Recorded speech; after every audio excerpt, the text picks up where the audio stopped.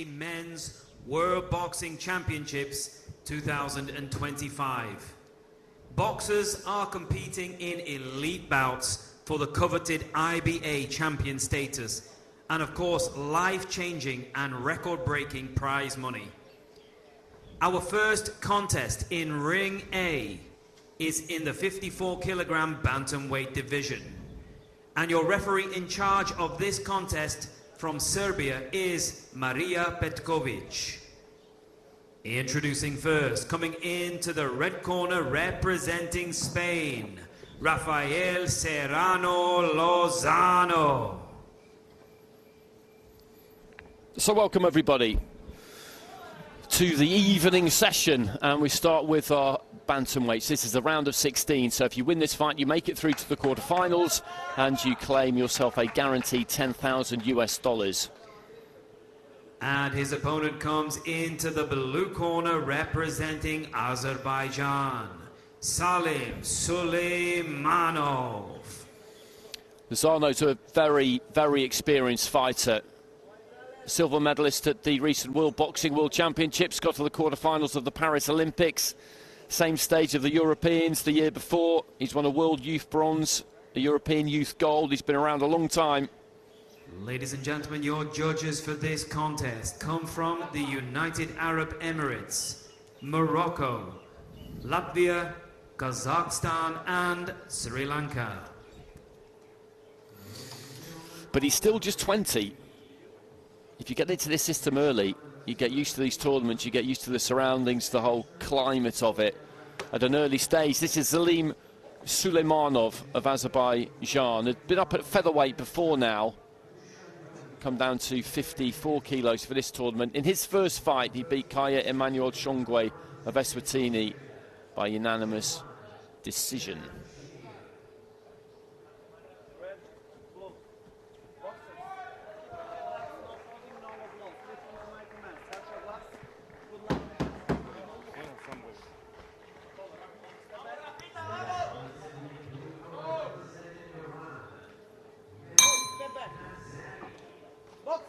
Round one.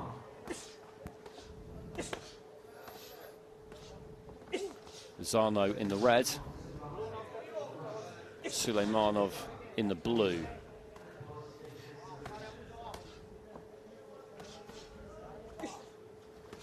Lozano's first fight resulted in a 5-0 win against Shafi Bakari of Kenya.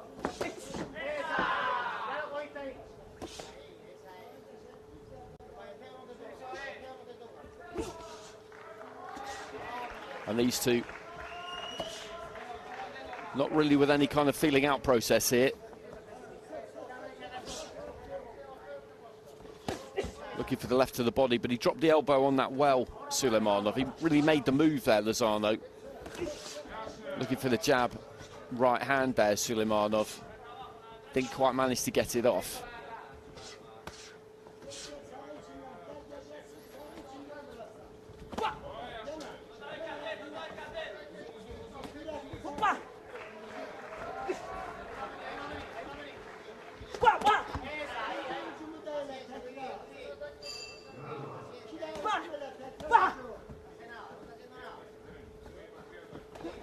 Again, there's the big step from Lozano to try and land that left to the body. He has to take a big step outside the lead foot of his opponent, which means that he kind of brings it in from wide, really, to try and hit that torso area. Rattles the combination off to the body.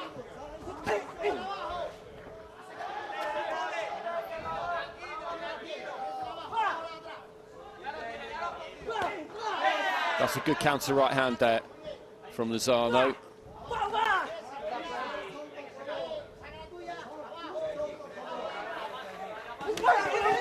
And again, just steps in, but cut down his own space a bit too much there. He had it backed up to the ropes, so Suleymanov backed up to the ropes. But that very positive forward movement just saw him get right on top of him, and there was no real space for the punch. Deep into the final minute of round one, left into the body from Lozano. Suleymanov has got the advantage in terms of height here, but he doesn't necessarily box his height.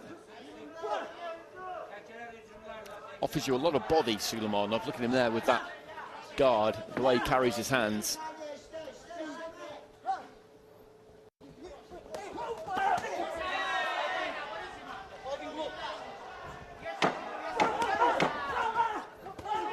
That's a good combination. Body shot followed by one up to the head there from Suleymanov, and then just darts in with a jab to the body.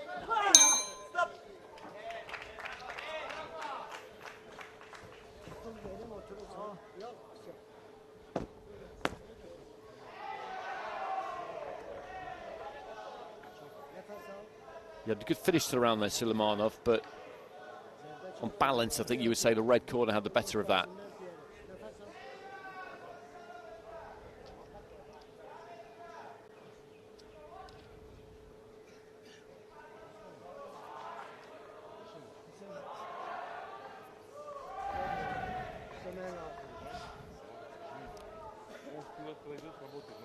So 4-1 split scores-wise in favour of Lozano.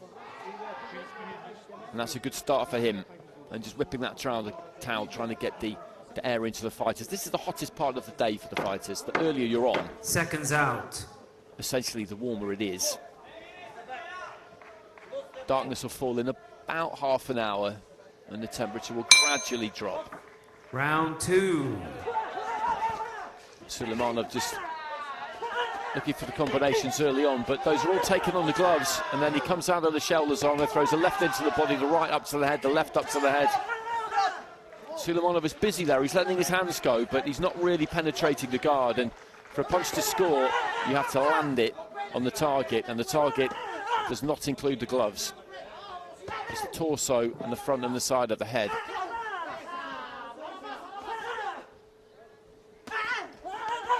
Went down to the body, and that was successful.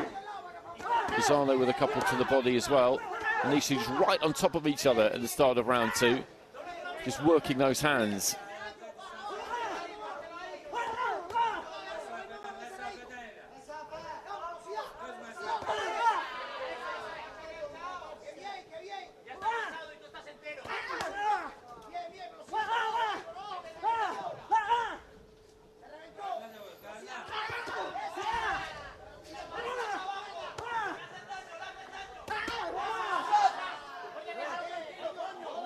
Referee just talking to Lozano about making contact with the inside of the glove. That right hand lands.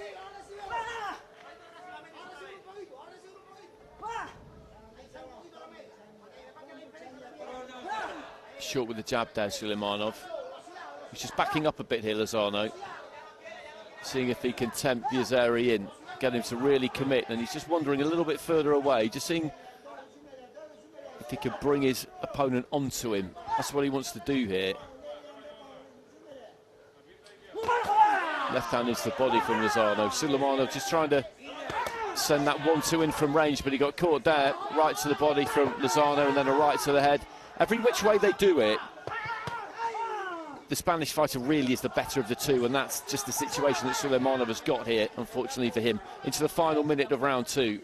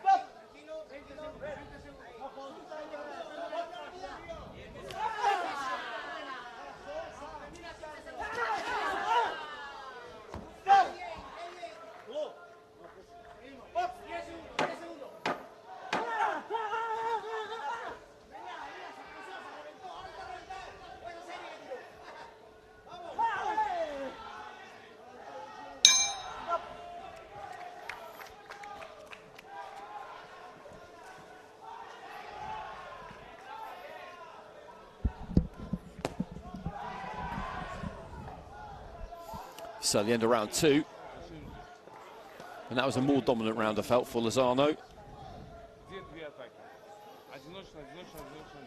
He looks a bit frustrated there, doesn't he, Suleymanov?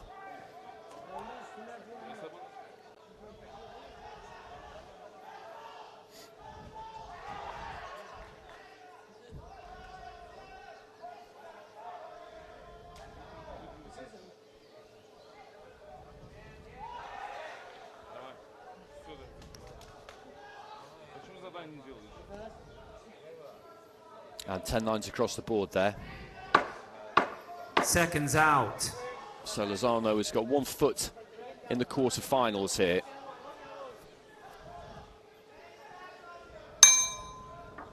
Third and final round.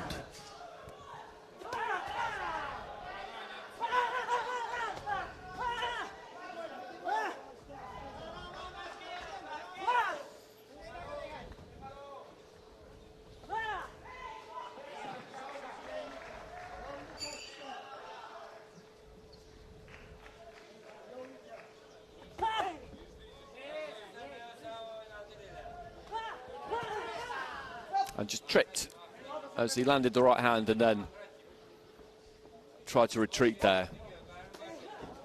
He's quickly back on him here, Suleymanov. He's put everything into this. Jab into the body, but that's a good example there of what's really happened. He threw the jab to the body, landed the jab to the body, and probably just stayed where he was a bit too long because Lozano came back and landed a neat combination. So he's been prepared to have a row here, Suleymanov, but Lozano has dominated the conversation, essentially.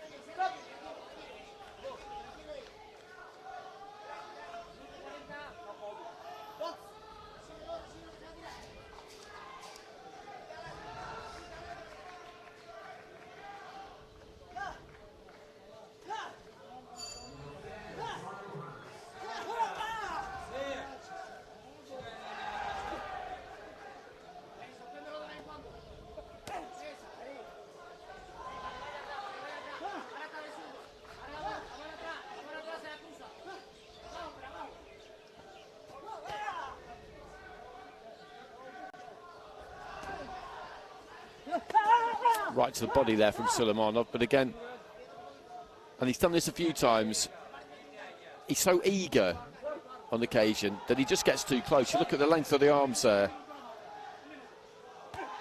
He's got a really good reach on him, but he likes to get close and throw his punches. He's throwing a jab there, but it's not really a weapon for him. Keeping it on the outside is not something he really wants to do, although against a shorter opponent like Lozano, it's absolutely what you need to do, really. But if it's not there, if it's not in your nature, in your fighting DNA, then it's quite hard to grind that instinct in.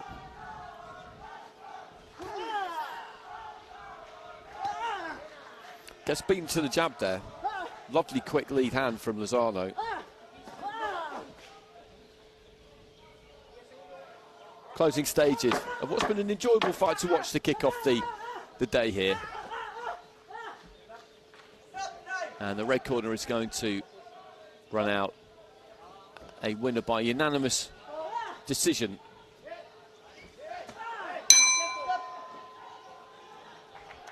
He's a good fighter, Lozano. You look at his recent record and you don't have to be a genius to work that out, but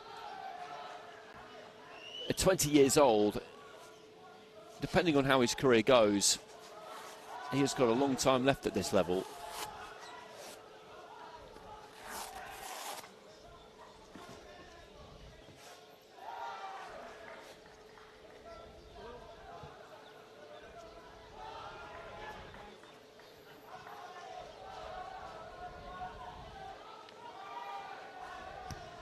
Ladies and gentlemen, the winner of this contest via unanimous decision. In the red corner, representing Spain, Rafael Serrano Lozano.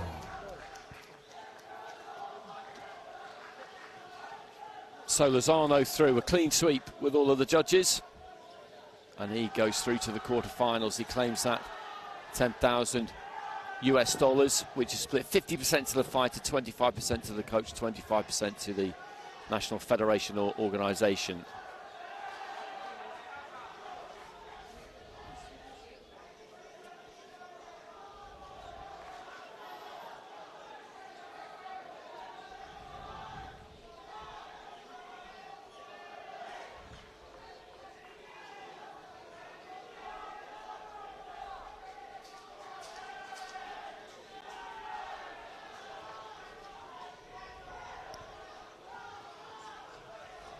Ladies and gentlemen, the next contest in Ring A is in the 54-kilogram bantamweight division.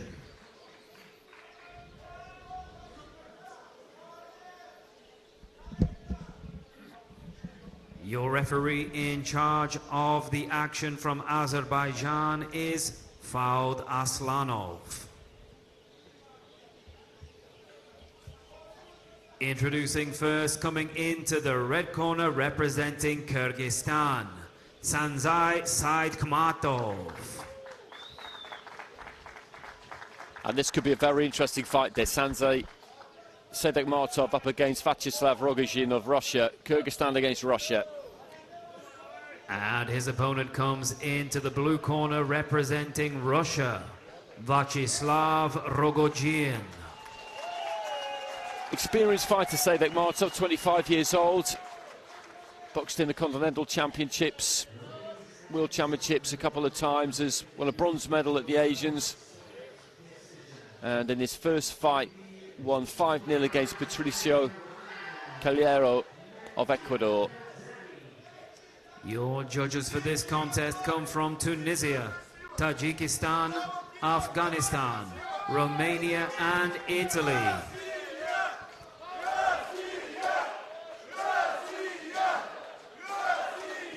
Well, the Russian fans, VIPs, should I say, in fine voice, and Rogozin was good in the opening round. I was looking forward to seeing him. He was World Youth Champion in 2024. He's 19 now. Stopped Amy Iranezeza of Rwanda in the second round. Just overwhelmed him, really. He was too good for him. Busy southpaw, good technical ability.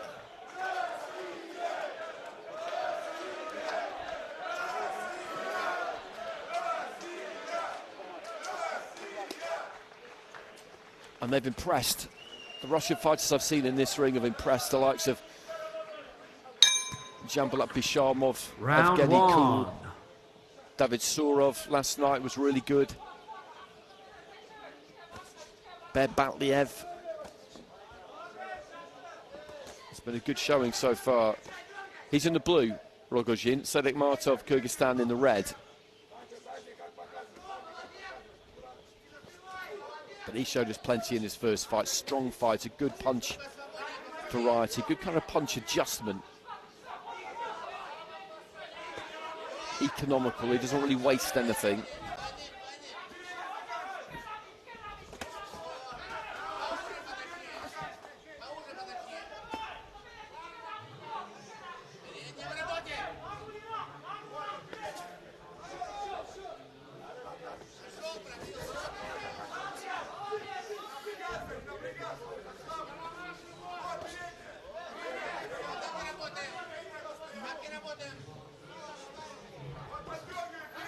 Just fires a jab into the chest there, Rogozin. Same thing from SEIDEKMATOV. Left hand, I think, from Rogozin just about got through.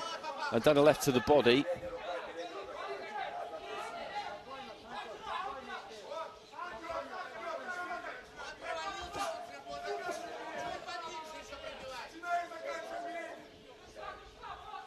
Just a little dip in and out with the front foot there from SEIDEKMATOV. No one's made a major move yet midway through the first round.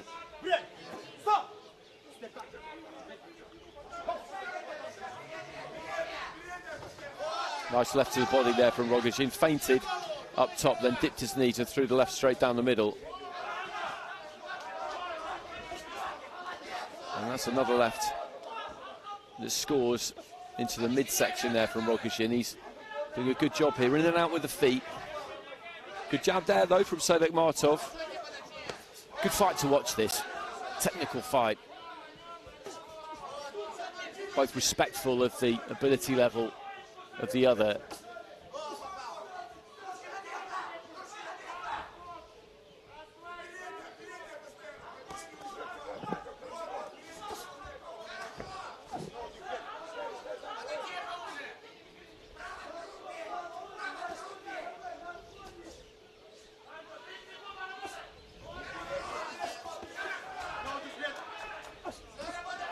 Right hand on the inside there from Rogozin. Final closing seconds of round one, and it's been nip and tuck. These two just looking to try and find the angles. And there's that jab into the body again. I would say Rogozin has just done that bit more. Not by a lot.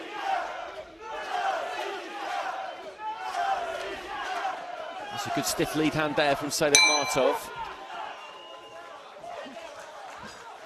Good to watching those two revolve around each other, as I say, just looking to try and pick the gaps, set some traps, find the angles. It's good quality stuff.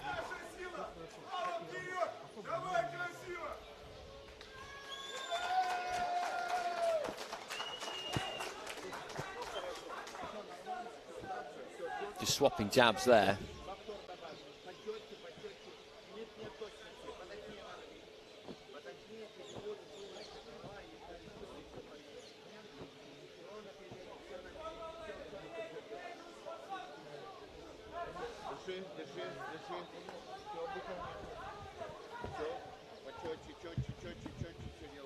And it is Rogozin who gets it, 10-9 across the board.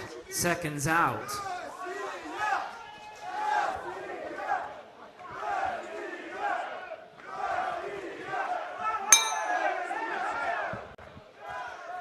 Round 2.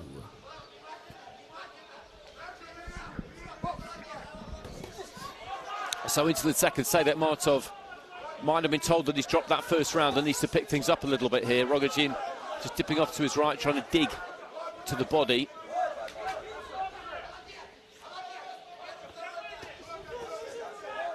Right hand landed to the body there from the fighter from Kyrgyzstan. And good stiff jabs just landing simultaneously. Rogozin looking to increase the tempo a bit himself here. Right hook landed, left into the body. And then gets on the jab. He's technically very correct. They both are. When you look at their stances, those feet are the same distance apart. They hardly ever vary on that front. Where the front foot goes, the back foot goes, and vice versa. And the back foot very rarely comes around when they punch. It's anchored to that canvas. Their feet are underneath them at all times, which gives them that balance and that ability to move.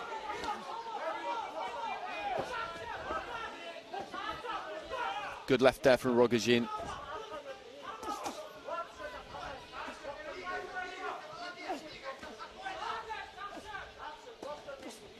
Short left hand on the inside there from the Russian. Cuffing right hook and then the jab. He's just got a bit too much for SEIDEKMATOV so far.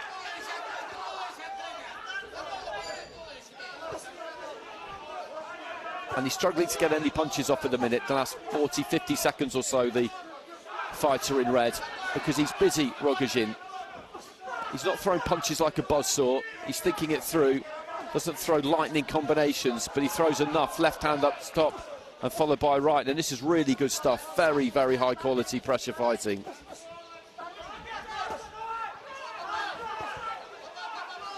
And SEIDEKMATOV at the minute just doesn't really have too many answers.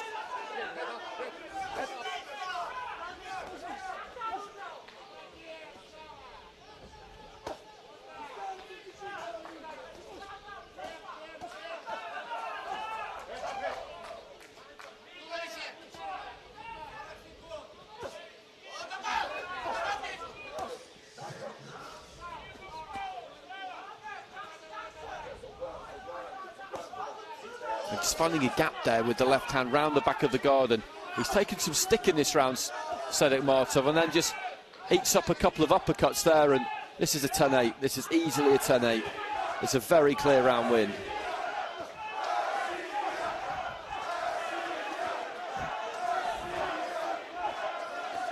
SEIDEKMATOV, the problem he's got, and this is absolutely heartbreaking for him, is that every time in the second round that he's tried to open up and throw something, he's been caught. And that's just a terrible place to be, because he wants to be a bit more ambitious here. But he knows, or he's getting the feeling certainly, that when he does try and get something done offensively, he gets punished.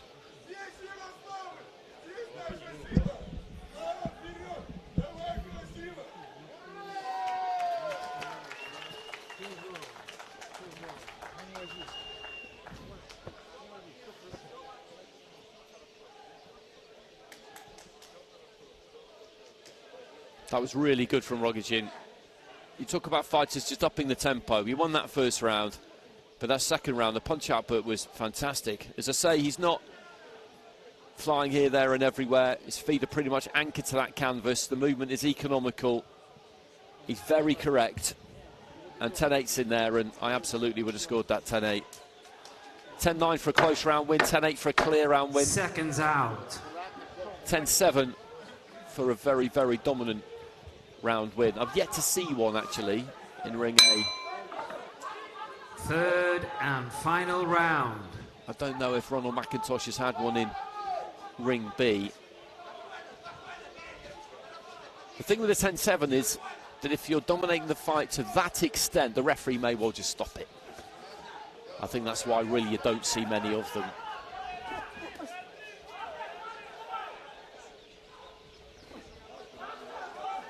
So third and final round. And unless SEIDEKMATOV can do something extraordinary,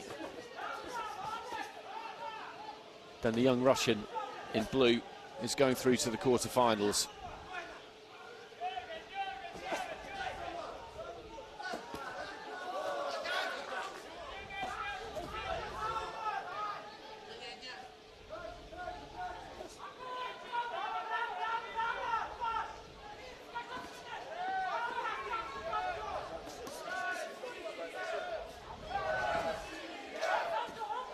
Again, just on the jab, Rogozin. In and out with the feet, little feint. Pulls back fractionally and then looks for that left hand into the body. And then just a cuffing left hand up to the head. And a stronger straight left hand. He's sticking to it here, SEIDEKMATOV. And you have to give him credit for that, because this is hard.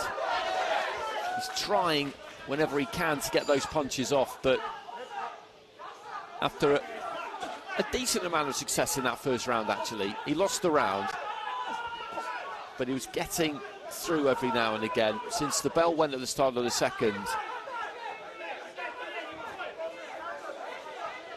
it's been borderline a shutout, really. It's the final minute.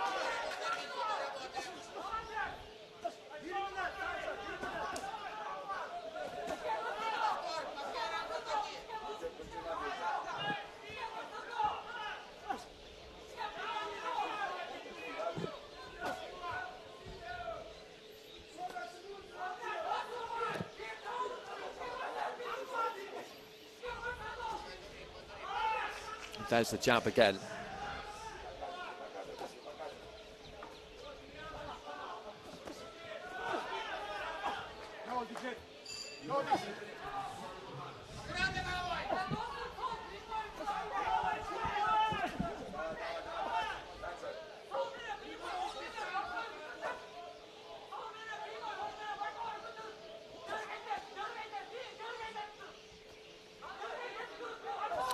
Floating stages, and it's been a very good performance this from Viacheslav Rogozin, and he's won this third and final round in dominant fashion as well. There goes the bell.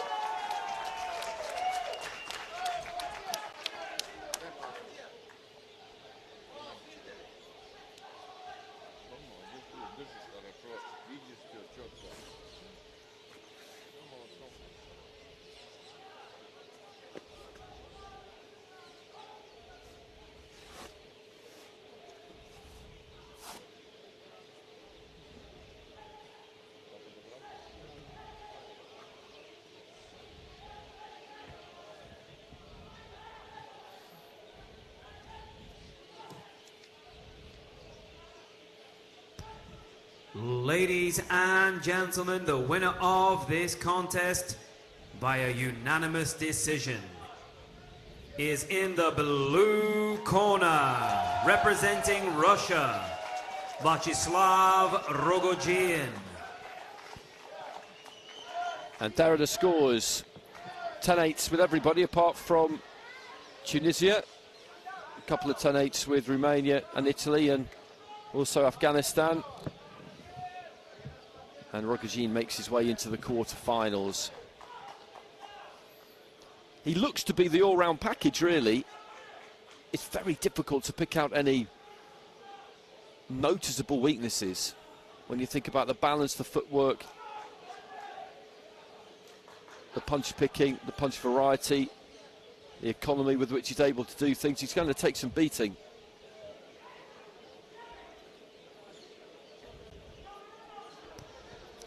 Ladies and gentlemen, the next contest in Ring A is also in the 54-kilogram bantamweight division.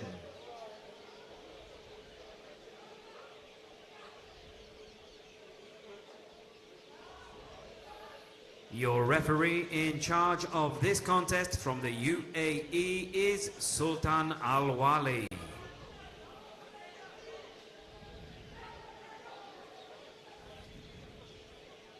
Introducing first, coming into the red corner representing Uzbekistan, Asilbek Jalilov.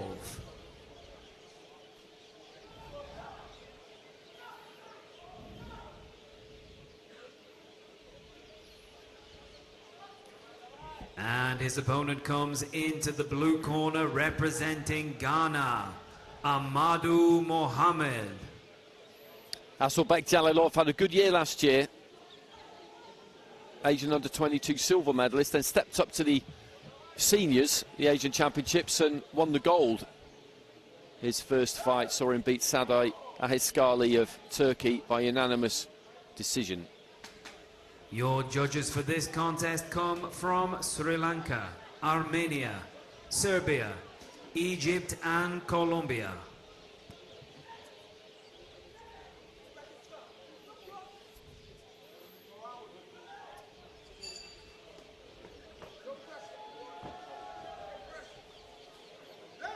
Mohammed Amadu of Ghana, All-African champion from 2024, beat Manoj Kumar of India 5-0, gave him counts in rounds 1 and 3.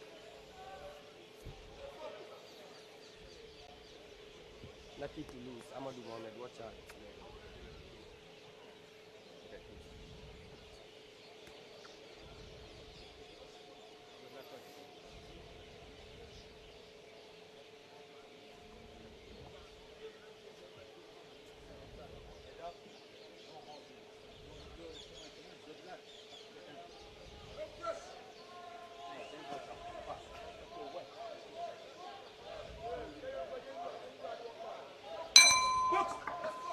Round 1. So into the first, Jalilov of Uzbekistan in the red, Amadou Ghana in the blue, both southpaws.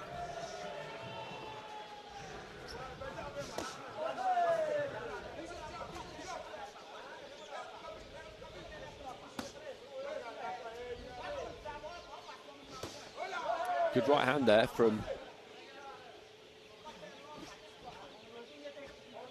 Mohammed as his man was just coming in, just closing in. They're both doing that thing where if you land a punch, you then raise your glove briefly to try and claim it. It's not going to make any difference to the judges. I don't know why fighters bother, to be honest with you, but you do see quite a lot of them do it.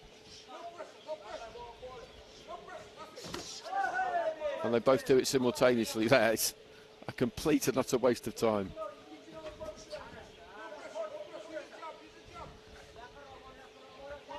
Just inching in. They're quite far apart when you look at them there. And they're both kind of prepared to give ground and then look to try and start their attacks from a long way out. They're having a wrestle and an exchange on the inside there.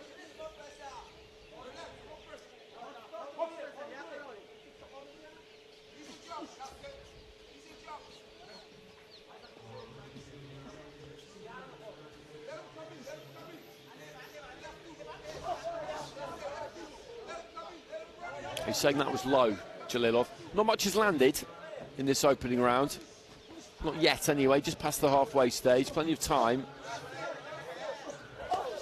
And there's some long levers in play in there with both of them, particularly Mohammed.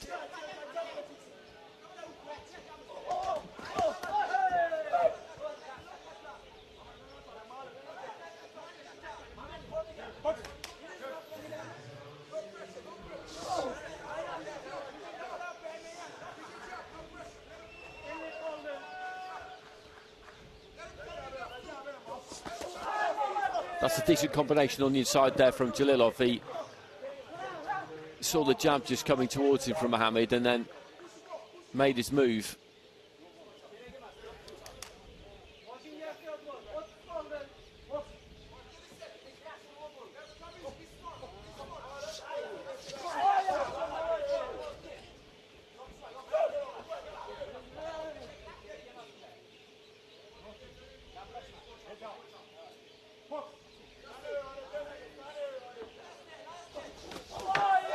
Good strong left hand on the inside. Right hand there though from Mohammed.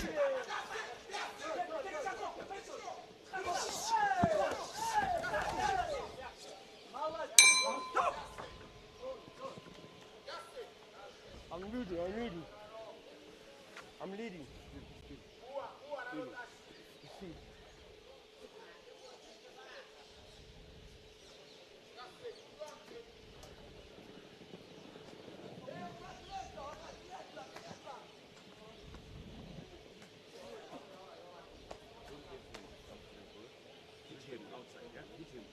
When they got onto the inside like that, there's plenty thrown, but not much getting through that clean.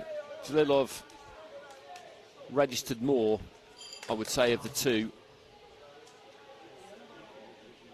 But it's a blizzard of arms a lot of the time. They'd like to let their hands go quick. And 10-9s. 10-9s there for Jalilov. Seconds out.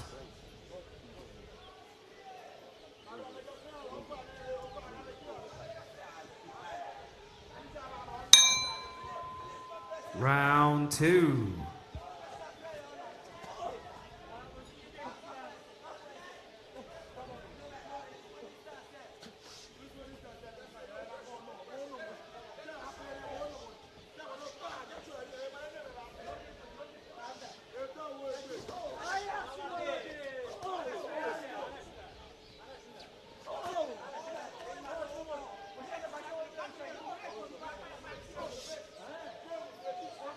Jab to the chest there from Mohammed. You get the impression Jalilov very much enjoys himself in there.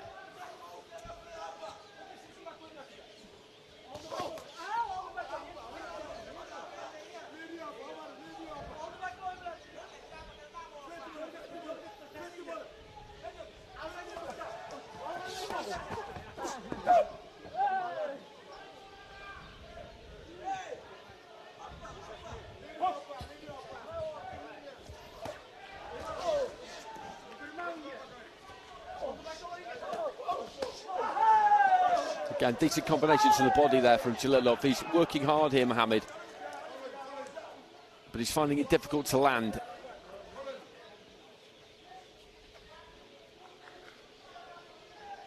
And for someone with the natural tools that he's got, the reach that he's got,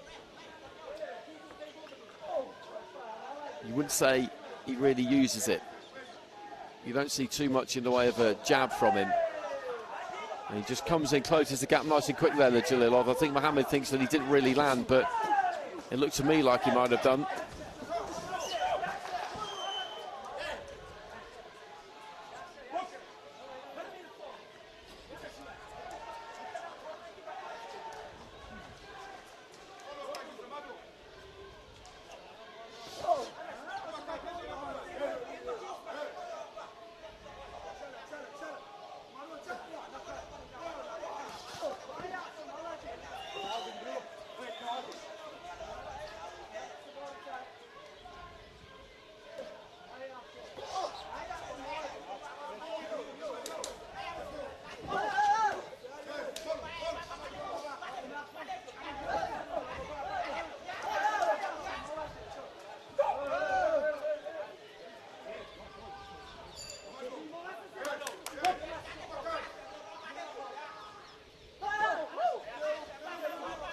And it's been another Jalilov round, this.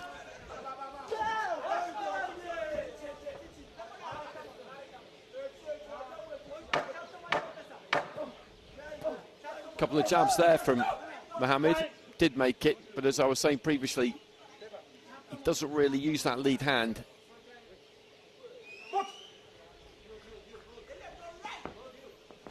Not to throw it. as a weapon at least anyway. And darkness just beginning to close in. Probably got another 20 minutes or so of daylight left. Great setting for boxing this, a tennis stadium. The floor space is perfectly suited for these two rings. It'll be even better when we go down to one.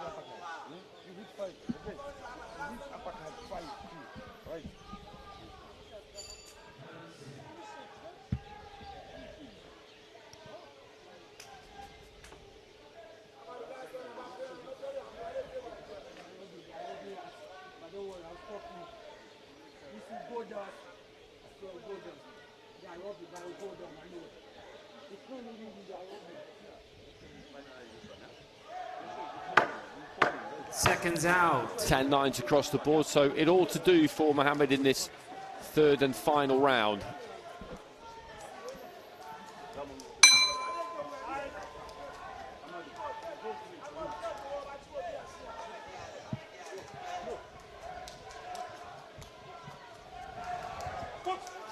Third and final round.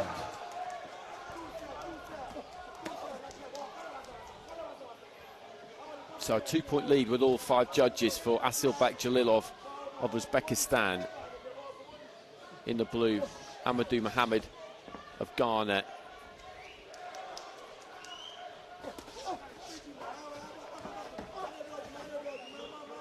And he's found it difficult to cut off the ring at times, Mohammed. He's found a few things difficult about Jalilov, who just turns around that front foot and spins, ending up behind him.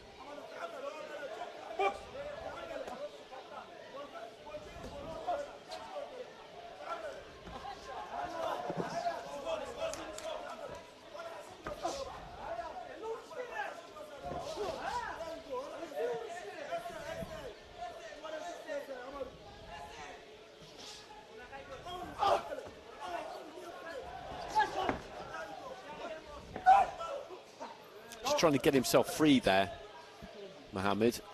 A bit of frustration from him, I think. He'll know that he's behind here. And he's plugging away, he's sticking to it, trying to track his man down.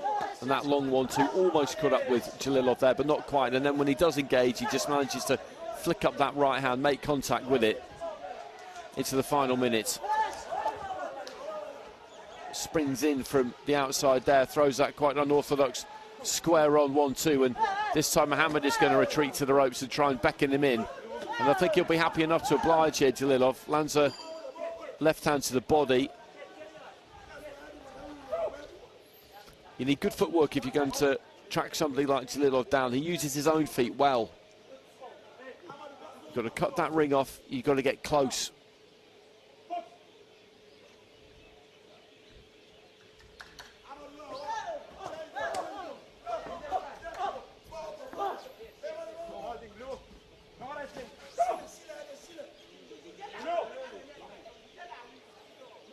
Final few seconds, and the referee is going to have a word here. Is he going to take a point? I think maybe, and he does take the point, and it's all academic really because he's behind here anyway. And the bell goes at the end of the fight, and he's frustrated. I think you can see that Mohammed, he kind of touched gloves with Jalilov, but I think he found that a bit of an exasperating experience. It's not that Jalilov won't engage, because if that's the case, the referee will let you know, and he'll tell you, look, you're here to fight, not dance. But his feet are good. He engages when he wants to engage. And if you're going to make him fight when maybe he doesn't really want to fight, you've got to be able to bring the heat, and you have to be able to bring it in an educated and really effective way, and it's not an easy thing to do.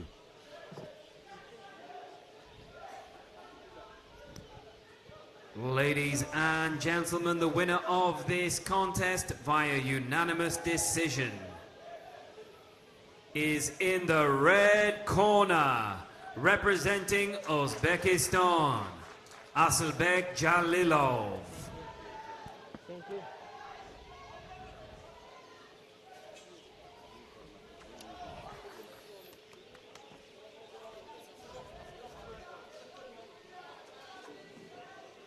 And he's storming away from ringside. Amadu Mohammed, he cannot wait to get out of here. He cannot wait to not share space one moment longer with Asilbek Jalilov. That's the reality of it. And because he's got that kind of smile on his face all the way through, and he might have the odd little word with you and all that kind of thing, it's doubly frustrating, I'd imagine. These are intensely competitive people at this level of sport, and you see him there at the end. A nod of the head, but no more than that. Jalilov goes through to the quarterfinals. Ladies and gentlemen, our next contest in Ring A is also in the 54-kilogram bantamweight division.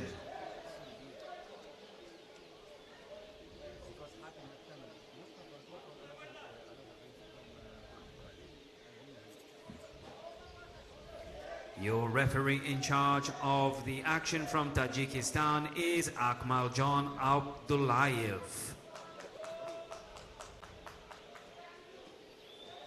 Introducing first, coming into the red corner representing Serbia, Artur Nagapetjan.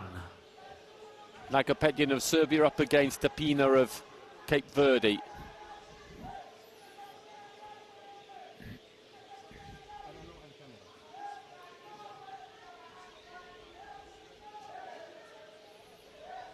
And his opponent comes into the blue corner representing Cape Verde, Daniel David Pina.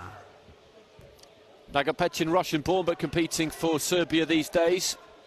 Beat Marcio Cardoso of Portugal by unanimous decision in his previous fight. Your judges for this contest come from Kazakhstan, Tunisia, Romania, Morocco and Italy. And Pina, at 29 years old, seems to be really flourishing. He won a bronze medal at the Paris Olympics last year, got beaten by Hasanboy Duzmatov. So that was down at a lower weight. He's stepped up to bantamweight for flyweight since then. He got to the Olympics in Tokyo as well. My colleague Ronald McIntosh was raving about him after his first round display against Ganerden Gankuhag of Mongolia, who he beat 5-0.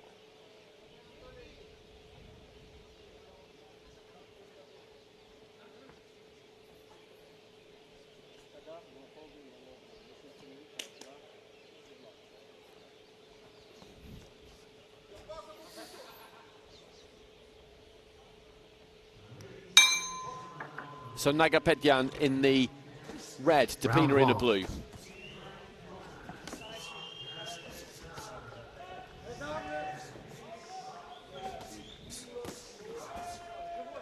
Good right hand connecting there from Pina. He's been nice and busy already. Landed a couple to the body just before that as well. But I like this from Nagapetyan as well, because he's on the front foot. He's looking aggressive. He's trying to slow down the space, shut down the space rather, and just not give Pina too much of an opportunity to move, because you can see the difference between the pair of them stylistically here.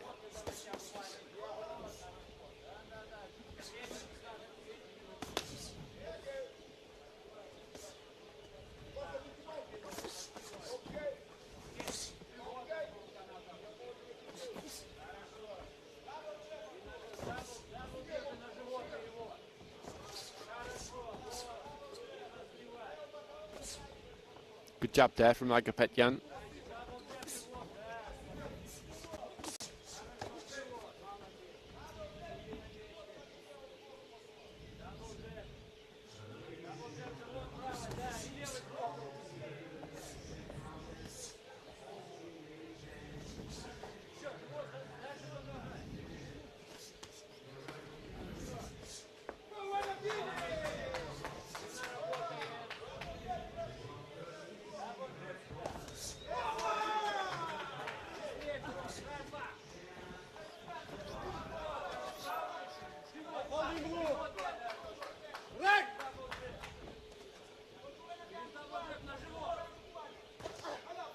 jab to the body there from Pina. He just catches Nagapetyan, and Nagapetyan catches him. This is a good contest. Left hand there from Nagapetyan, and it's like for like at the moment. He made a nice quick start to Pina, but Nagapetyan, as I say, he's good at bringing that pressure. We talked about it in the previous fight, the ability to bring that educated, effective pressure. And he's just getting jabbed a little bit as he moves forward there, but he does look like he has that ability. Switching southpaw.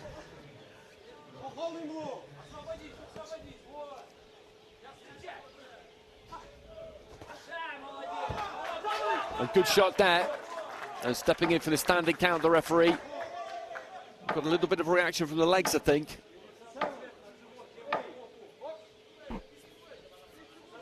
That was a good shot, good punch. And then just walked across the ring and led off with the left hook, and he's looking to try and capitalise here, but there isn't very much time remaining in the round.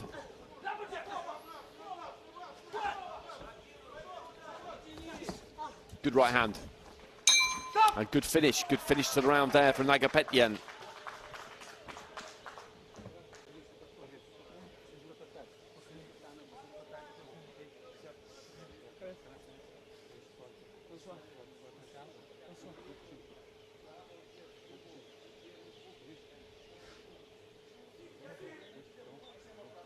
I think that good finish, that final minute, and then just punctuated by that punch that caused the standing count. That could well be enough. Before that, he had the better of it earlier on, Pina, but Nagapetyan,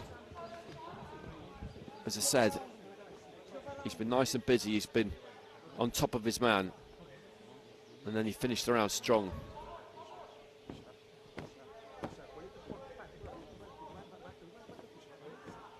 And he gets it. Seconds out. With all of the judges.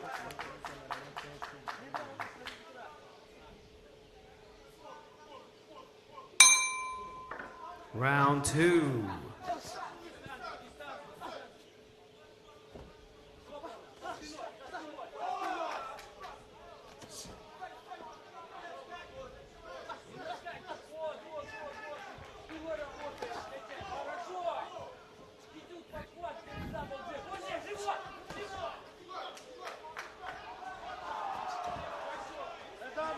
And Pina needs to be busier here.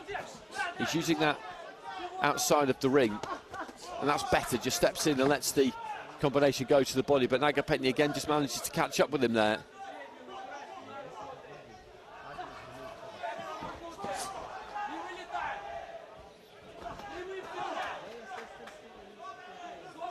Decent enough jab there from Pina, but Nagapetyan was straight back to him, and I think he's got to be a little bit bold here, Pina, and just try and get on the front foot and take the centre of the ring more and try and see what Nagapetyan's like if he's going backwards, because he's good coming forwards, that much we can see, but Pina's giving the ground. He needs to hold his feet a bit more, stand his ground a bit, because this isn't working. This is not working, and if something's not working in a three-round fight, you can't waste time on it. You have to try something else.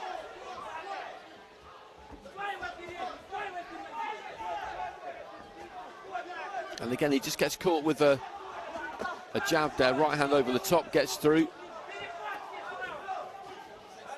A couple of punches again, just land. They're not strong, but they landed. And the dynamic of this, the aesthetic of this at the minute is that Pina is on his bike, not really trying to engage, and Nagapetyan is able to catch him. And I just wonder whether he's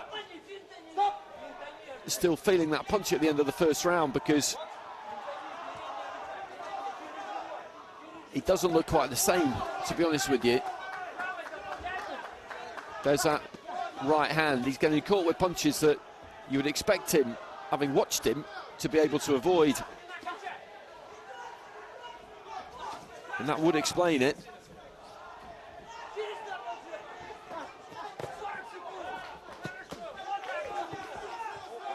And if that is the case, then he's in trouble here, because he's losing this round.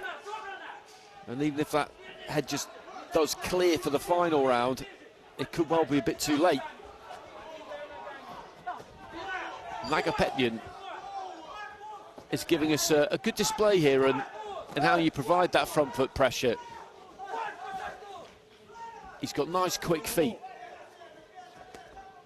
and that is absolutely essential, because if you're tracking somebody down, if you're trying to cover off their movement, you've got to make the adjustments quickly.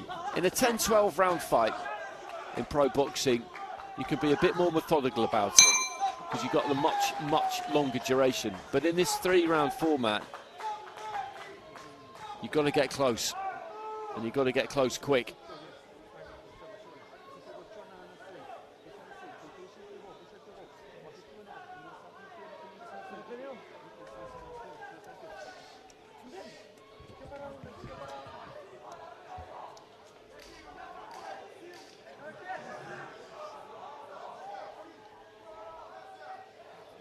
And that punch we saw towards the end of the first for the standing count, it did get a reaction from the legs.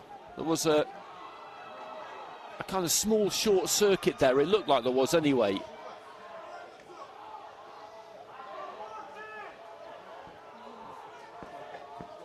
$10-9 across the board there for Nagapetyan.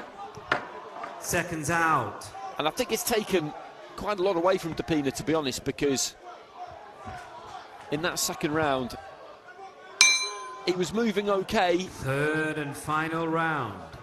But he just wasn't really able to stay away from Nagapetyan. And he needs a monster final round here, Pina, if he's going to get back into this. It's hard to see it.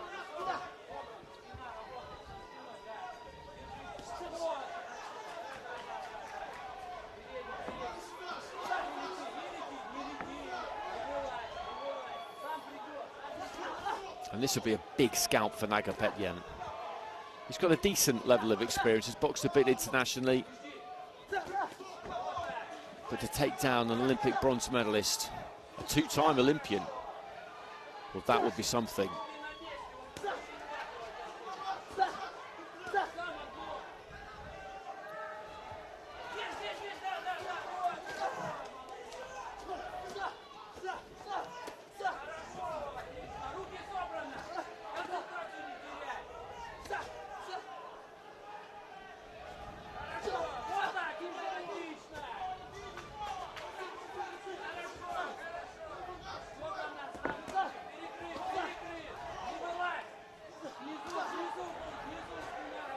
Good jab from Nagapetyan.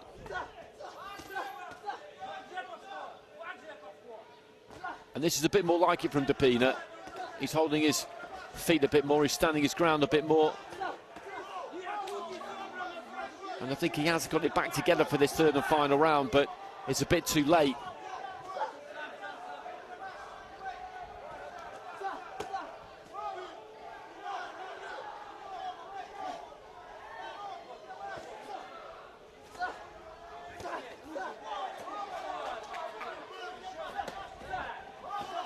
Good jab there from the Serbian.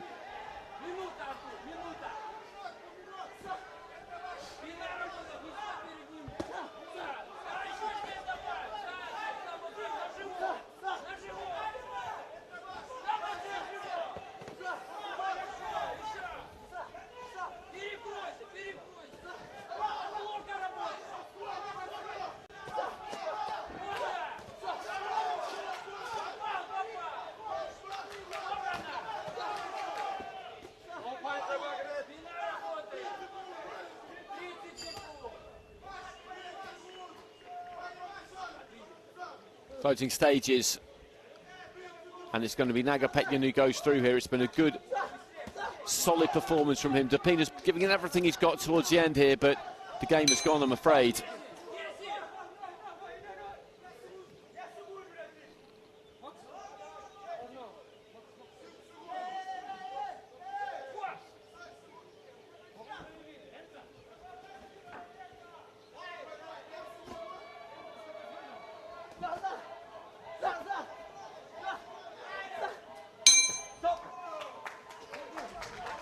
An embrace between the two.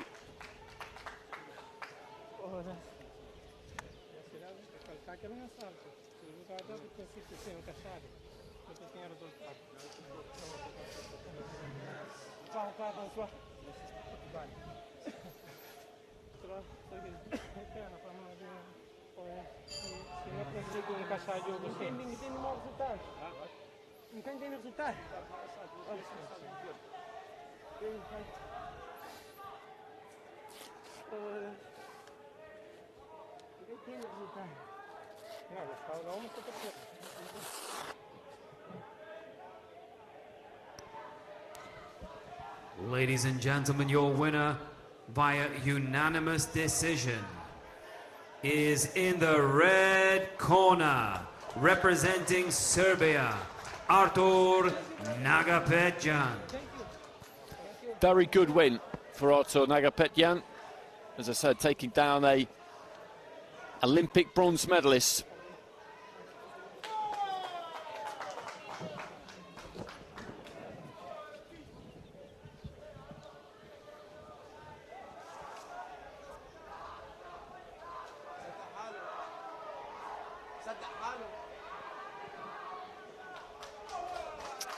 And now we will venture into the light welterweight division, 63.5 kilos.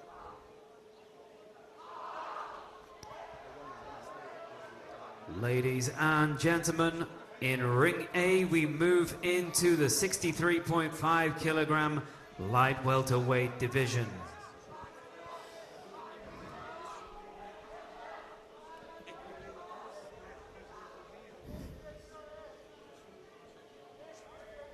Your referee in charge of the action from Kazakhstan is Ruslan Biboyev.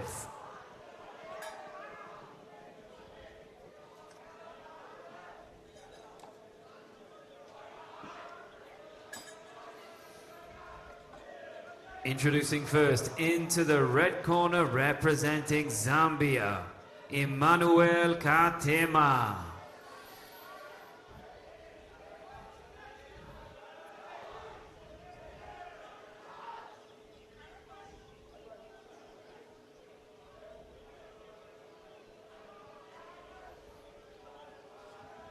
And his opponent comes into the blue corner, representing Brazil, Charles Rodrigues de Oliveira.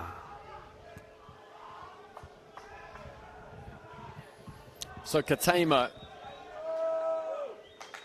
beat Stelios Kursanidis of Greece by unanimous decision in his first fight, a silver medal at the All-African competition last year. And this is de Oliveira. Your judges for this contest come from Serbia, Sri Lanka, Armenia, Kyrgyzstan and Italy. And he got past Sarawit Halu of Ethiopia in his opening contest.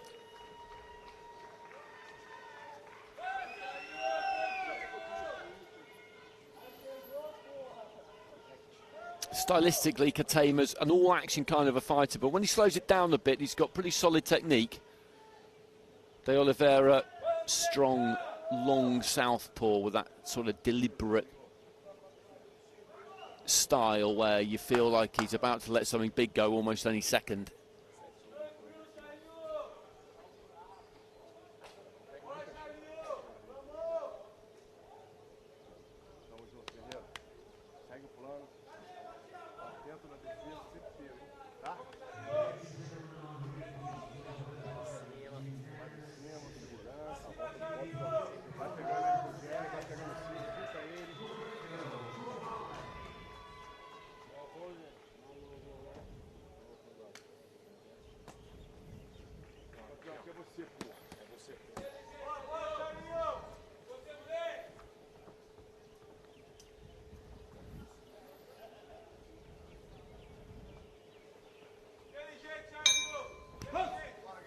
Round one. So Katema in the red.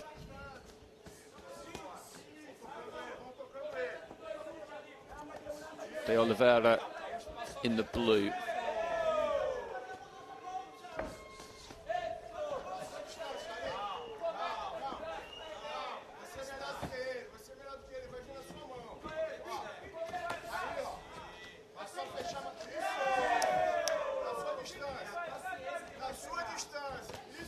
Looking for the long right hand there, Katema. I don't know if he landed it. He's claiming that he did. Just before that, there was a left from De Oliveira.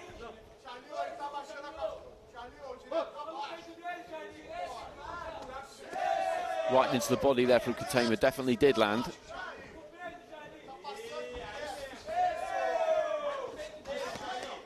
And reaching for that long right there, Katema. He'd taken his feet back out, De Oliveira, and couldn't quite counter because he was open as he came forward there. The Zambian really poured that right hand in, chased it in a bit really, and the balance deserted him a touch.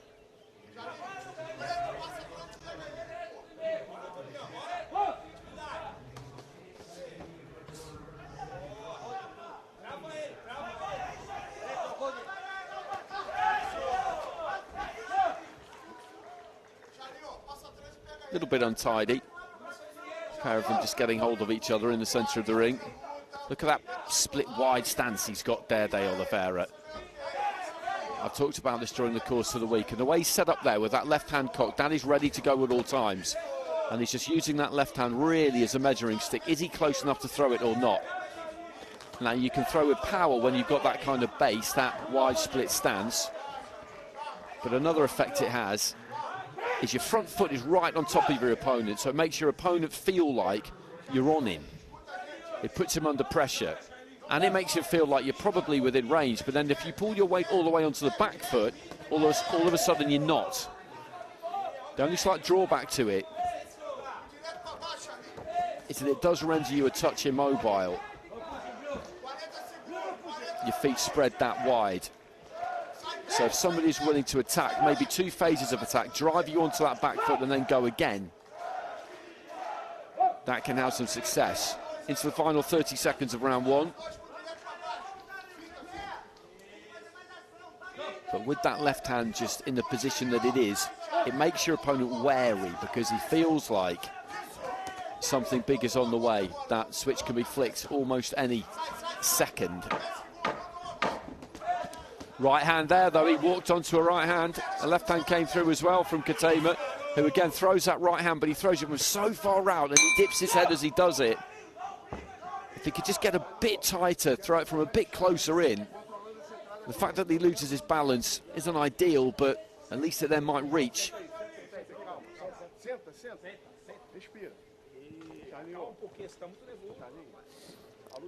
Not the easiest round to score. Katema lands a right hand there, and there are other instances where he landed a couple of decent looking shots. De Oliveira got through with a couple. He looks poised, De Oliveira, as I was discussing, but didn't deliver loads in that round. And the judges have gone with a split in favour of the Brazilian. 10-9 with 3 judges. Seconds out. In his favour, 10-9 with 2 judges to Katema.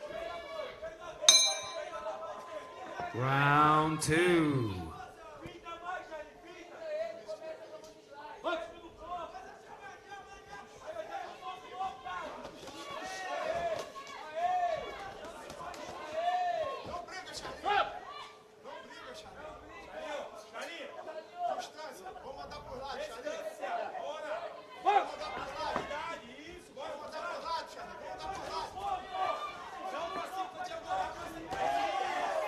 Left hand to the body there from De Oliveira. Katema trying to come back with that right hand. Throws one on the turn.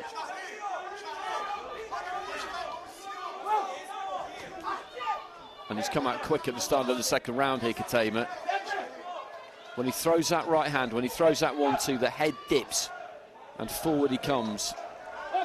And for De Oliveira, when he sees that coming, if he can just take a little step back, maybe a step off to the side, then he'll know that Katema can't really see him. He can't really see what he's doing. And they're just going to need to tuck that vest in. That's what's going on there. The referee just stopping things. Have to be able to see the belt line.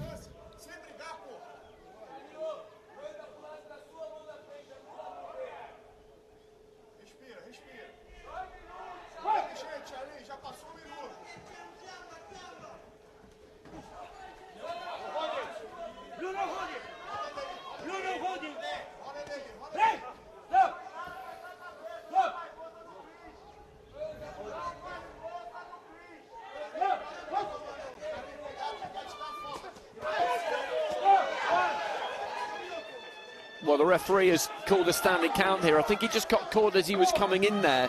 with a right hand. He kind of dipped his knees, looked to let his own shot go. Maybe the balance went slightly, and he just got clipped. And that's a good shot from Katema, who's looking to close in here, and he gets closer that time. The feet are closer as he throws that right hand, and that's the key for him. If he just bowls it in from a mile away, which he is prone to do at times, his chances of landing it are greatly decreased. Again there, he's throwing that from way too far out, but when he throws a right hand on the inside, he can have success, and he has done there, chopping down right hand, and this fight is over. What a finish from Emmanuel Katema, and the doctor straight into the ring, because they need to take care of Charles Davis and Rodrigues de Oliveira here, because he was on his way forward when he got caught with that right hand, and it's just beginning to dawn on him now exactly what has happened, because there's that glassy look in his eye, and he doesn't really know where he is currently. He comes in behind the right hand there, lands a left, and as they engage on the inside, there's the chopping right hand. And it just took everything away from him. Straight down on his back, and he just gets dropped. And as the glove comes through, I wouldn't mind seeing that again, because was it the fist, was it the elbow? I don't want to say it was, because that wasn't completely conclusive, but down he went, and you could see from the physical reaction there. I said yesterday, it's like somebody has just switched you off. The tensile strength just leaves the body, and down you drop, and there's not a damn thing you can do about it. And he was just lying on his book there, just kind of on his back, just kind of vacantly staring out of the ring. He's shaking his head now, he's up on a stool, they're just giving him the smelling salts, just having a good look at him. What a win there for Katema. 3-2 split. He was down at the end of the first round, came out quick at the start of the second.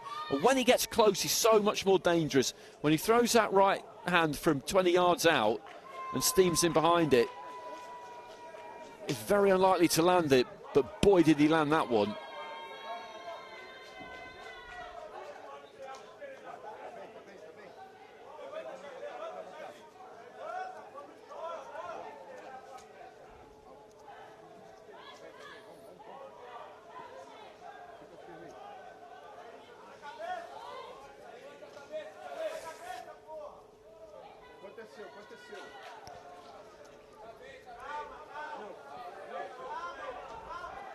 Ladies and gentlemen, your winner via knockout is in the red corner, representing Zambia, Emmanuel Katema. Absolutely sensational finish.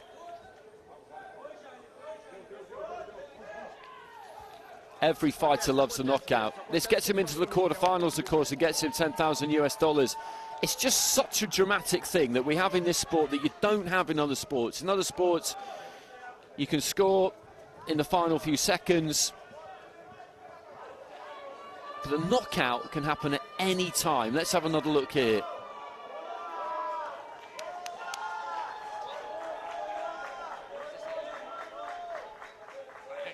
I think it might have been the elbow. I think it might have been the elbow as the glove came through. Certainly not deliberate, and there's no way you can expect the referee to pick that up in real time, but I think it might have been the elbow that landed there. But onwards we move. The ring clears and another two fighters come in, and whatever fate may befall these two. Ladies and gentlemen, our next contest in Ring A is also in the 63.5 kilogram light welterweight division.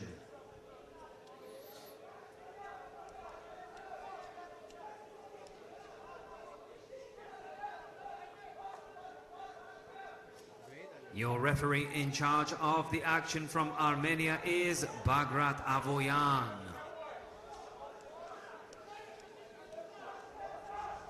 Introducing first into the red corner, representing Serbia, Pavel Fedorov.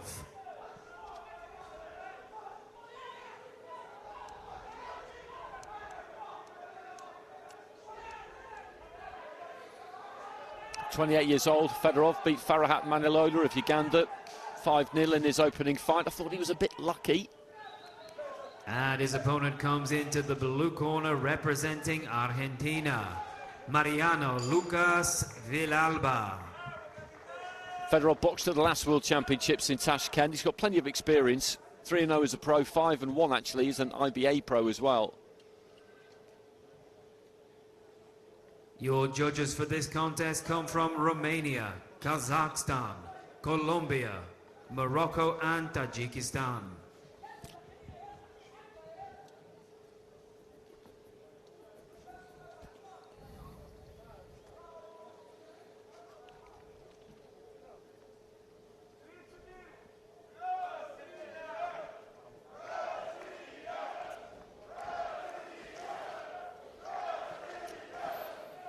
So Villalba beat Caleb Wandera of Kenya 5-2. It was a 3-2 split, so they took the 2 extra scores. They both went with Villalba 2, so 5-2. Boxing out of Buenos Aires. Domestic level amateur really before this. Quite liked him though, what I saw of him in his opening fight. Good off the back foot.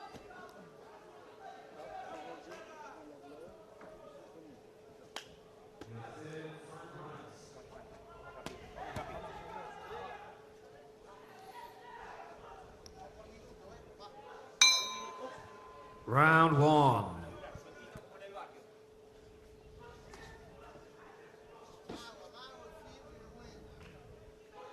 Into the first, Fedorov in the red, Villalba in the blue.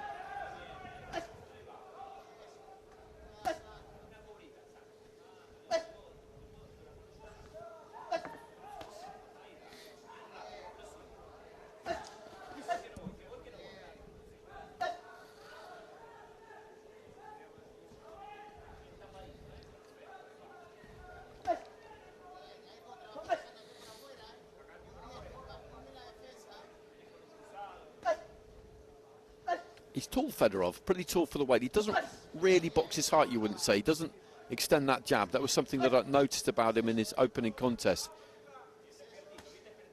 He pokes with it a bit, so he doesn't necessarily make full use of the reach that comes with his height.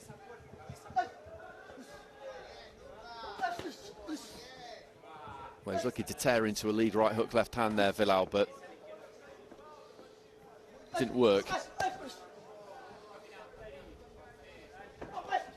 Right hand to the body there from Fedorov. Good feet, nicely underneath him as he came in there. Left to the body there from Villalba.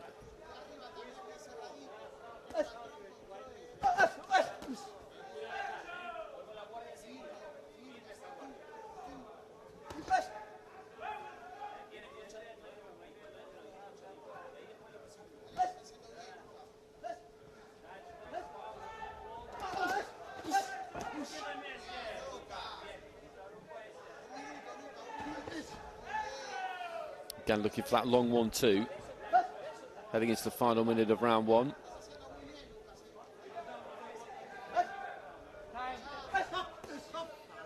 Right hand from Villalba.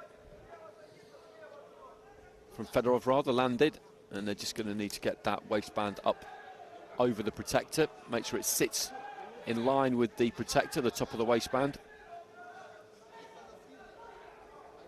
That makes it very straightforward when it comes to judging low blows. If the top of the waistband is on the top of the protector, then that's where the borderline is. Anywhere south of that, you're hitting someone on the protector. The protector is there to protect you against foul blows. Therefore, if you got hit on the protector, it is a foul. We had an endless debate about this after Alexander Usyk's fight against Daniel Dubois, but it really is that simple. If you hit someone on the protector, then it's a foul.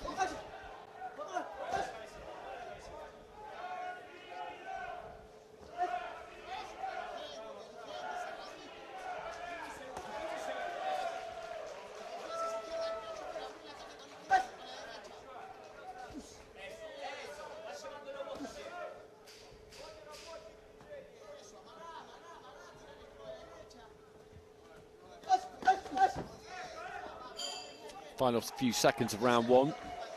Fedorov's been nice and organised in this opening round.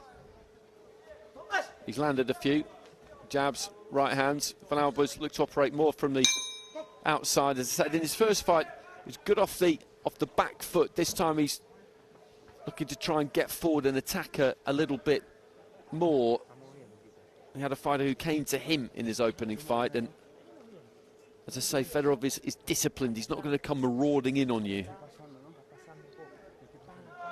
But we did see in Fedorov's first fight that when he gets put under pressure, he maybe struggles a bit.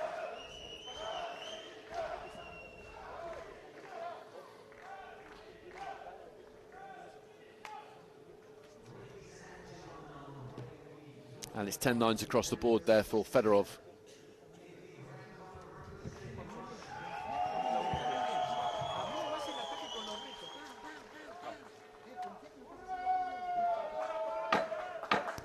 Seconds out.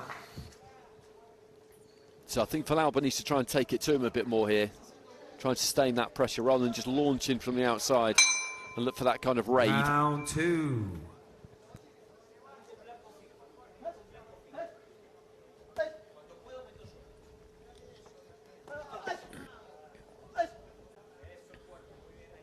As I said, he's well set up, Fedorov. You look at him there, the hand position, the stance, the feet.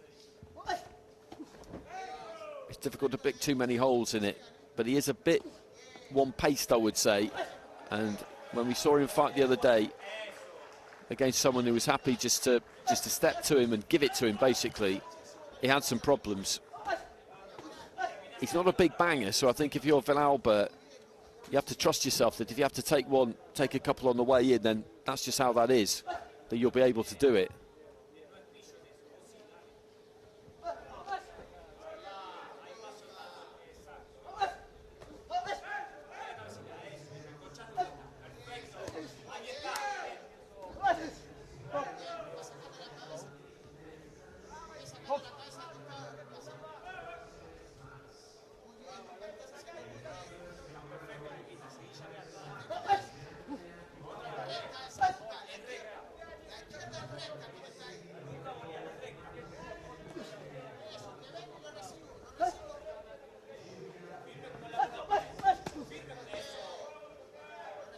Midway stage of round two, so the midpoint of the fight, and Villalba's still struggling really to make an impact. Fedorov just keeping him at distance, keeping him on the outside, which is exactly what he wants to do. He's done it effectively so far. And there are left-hand lands from Villalba. Was that a legal blow? The referee has stepped in and had a quick word there saying to Fedorov that he needs to be careful with his head, but that's just a slight example for me there. Villalba got on top of him. He became a bit disorganised, Fedorov. He got hit with one, and I wouldn't say that was necessarily a distress signal coming out, but you've got to knock him out of this rhythm. As I said, he's methodical and organised, but you've got to make sure you don't just let him dictate here. If he's not careful here, Villalba, in 40 seconds time he's going to be 2 rounds down, and then in the third round maybe he'll go for it more because you're forced into it, and maybe it'll work and he'll wonder why he didn't do it a bit sooner. That's good from Fedorov. Chased the right hand a bit, but the jab had landed. The right hand got there too.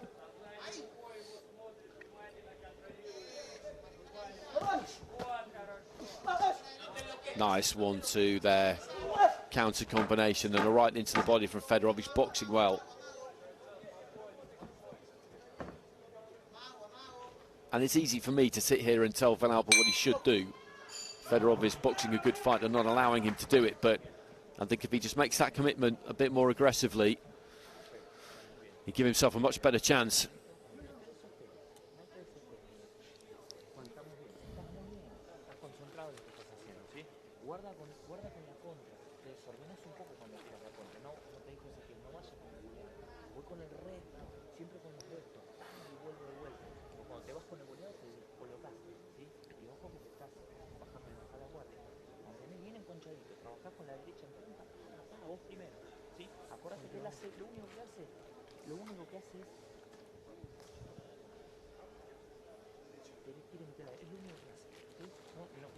And there's a 10-8 in there from Romania, the rest are 10-9s. Seconds out.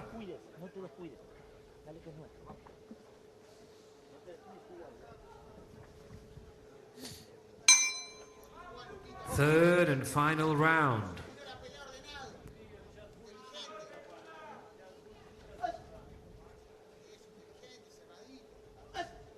So Fedorov in the red is well ahead here. Villalba in the blue of Argentina has struggled to make an impact. Struggled to get inside the jab, the 1-2 of Fedorov, who's been compact. He's not given anything away. He's not been greedy either. He's not looked to be overly expansive. What he's doing is working, so he's just kept doing that, and that's good discipline, and discipline in itself is a skill. Right hand to the body there from Fedorov.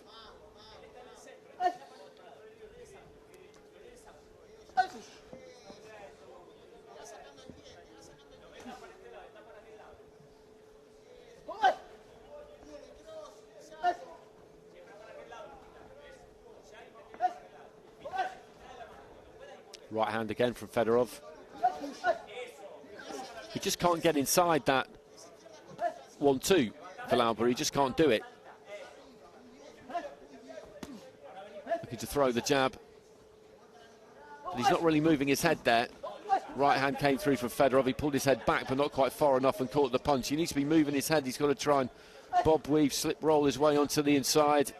He's moving his head there, but he's out of range there. It's no good doing it there.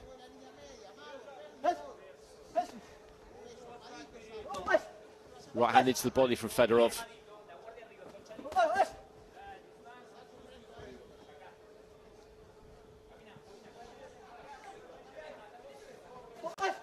There's quite a kind of robotic vibe about Fedorov, the way he fights, and that's not meant as a criticism or as any kind of shade on him, because he's got a method, and as I said, he's very disciplined. He sticks to it. You'd imagine he's very coachable, that he listens to what he's being told, and again, that can be very valuable.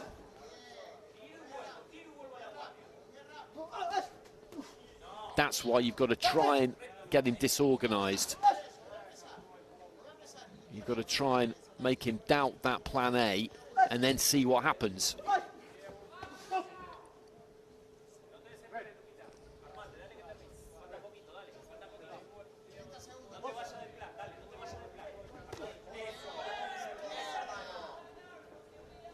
Final 20 seconds.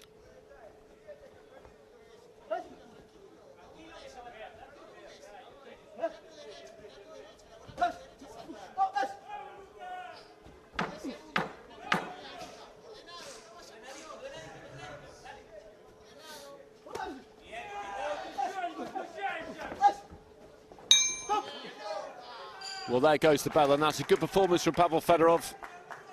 He's won that fight convincingly. Good technique, executed his plans well, and never really gave Lucas Villalba a look in.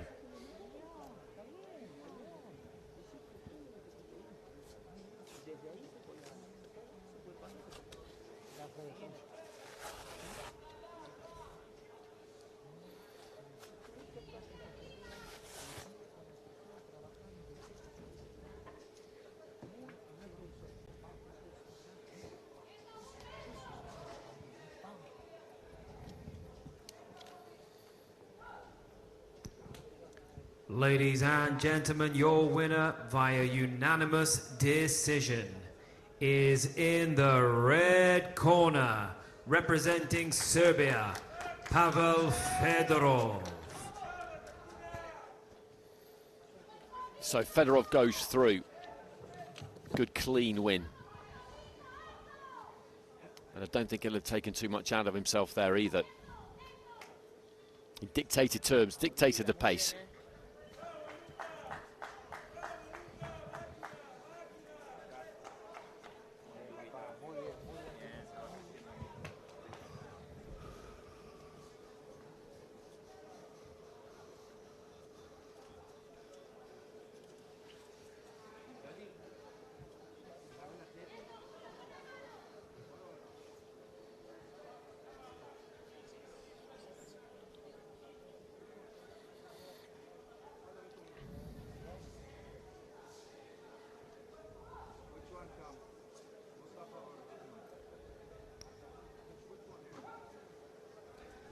Ladies and gentlemen, your next contest in Ring A is also in the 63.5 kilogram light welterweight division.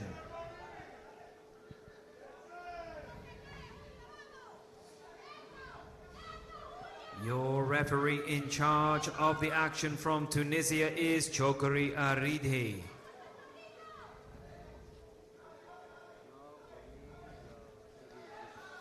Introducing first, coming into the red corner, representing Azerbaijan, Maksud Khasmetov.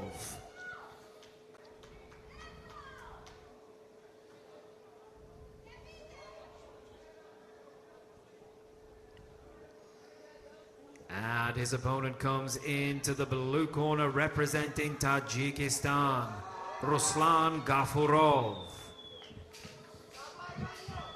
Khasmetov with a very interesting fight against Pacific Niyonzima of Rwanda in his previous contest. He got dropped in the second round. It was pretty much in the balance going into the third, but then in the third, he knocked his man out with a single right hand. Ladies and gentlemen, your judges for this contest come from Egypt, Italy, Latvia, Kyrgyzstan and Sri Lanka. National champion this year, last year. Decent international amateur experience, but no senior world championships before this. Over in the blue corner, Gafurov lost his national final in October to Bakadir Osmonov, who boxes in IBA Pro on Friday night. Very, very good fighter. Asian under-22 bronze this year. Won his first fight 4-3 against Vladislav Vaskovsky of Moldova. A clash of heads ended in round 3, so it went to the scorecards a bit early, and he got the nod.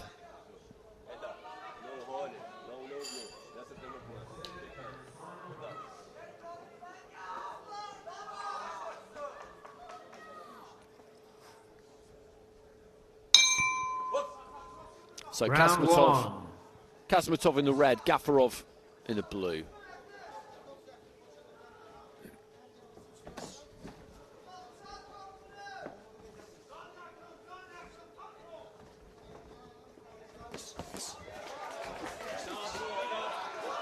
Good combination there from Gafurov. Just caught Khasmetov as he was turning off the ropes, chin in the air a bit. Good solid jabs from the pair of them. Nice start to this one, 30 seconds in. Double jab from Khasmetov. Launches himself into a big lead left uppercut. Sneaking the right hand there from Gafurov. Bit of a size difference between these two. Khasmetov looks quite a lot bigger than Gafurov.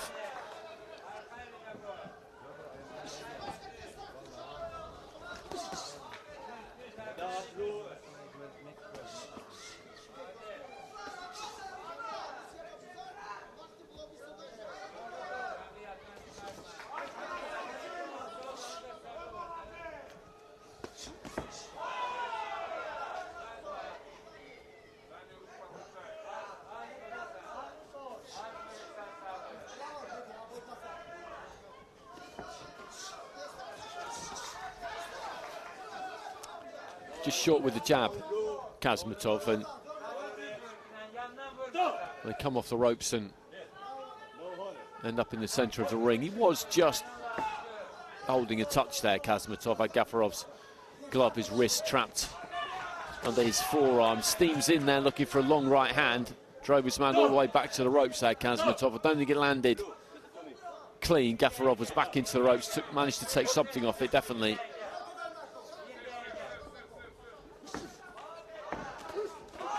And again, just pursuing his man and landing that lead left hand. The problem that Gafurov's got at the minute is that he is tending to move back in straight lines a bit. He got slightly off the line there, but not far. Left hand into the body. That's a good example there. He's driven back to the ropes. He turned off the ropes really well, but if he's going to keep going back in straight lines like that, Khasmetov is just going to keep going after him. Heads almost coming together there.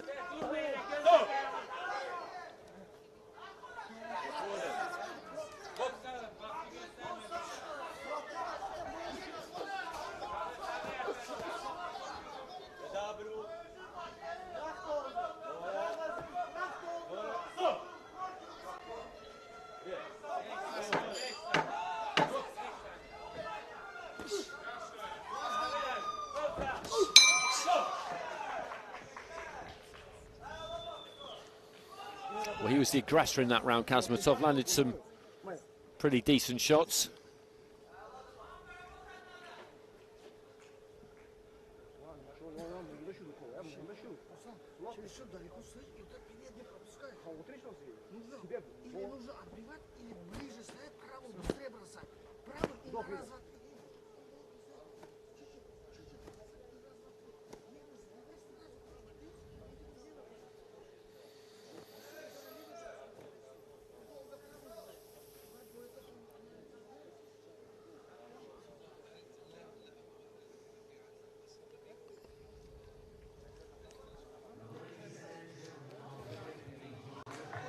And it's Khasmetov who gets it, 10-9 across the board there. Well, 1-10-8 actually. Seconds out. A 10-8 from Egypt. Borderline, that one I would say, between a close and comfortable round win. Two. I can see the logic behind the 10-8 though. And Khasmetov just looking to get after Gafurov a little bit here.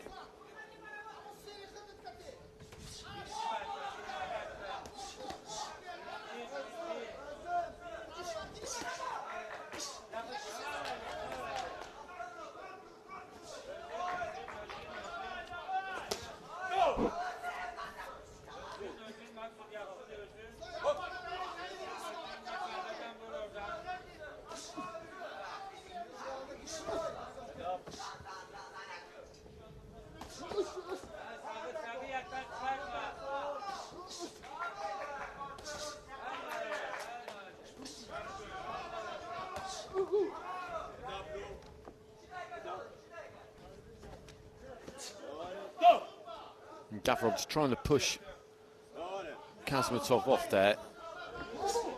And looks for the 1-2, committed more to that one. Nice jab there from Gafurov. But then just backed off when he could have stepped in. Khasmetov looking to try and wing that right hand over the top. A bit stung maybe by that assault from Gafurov. He needs more of that, Gafurov.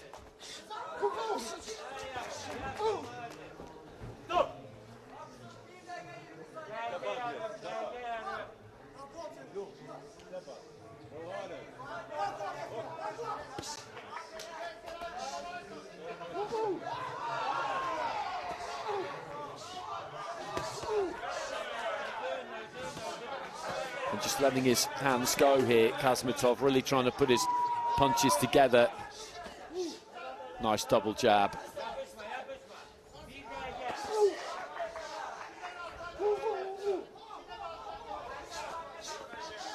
Good angle there from Khasmetov, just a little step off to the left-hand side, got the jab through, the right hand found the target as well. He's trying to work his man over a bit here towards the end of the second round.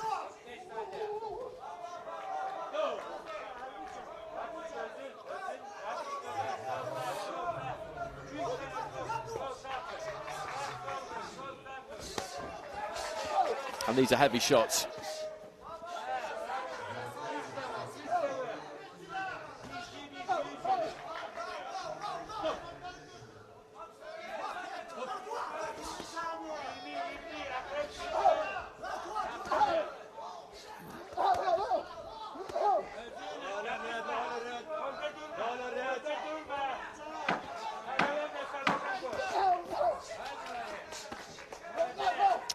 Good jab there from Gafurov as Khasmetov was coming forward, but it's another round for the fighter in red. No question about that.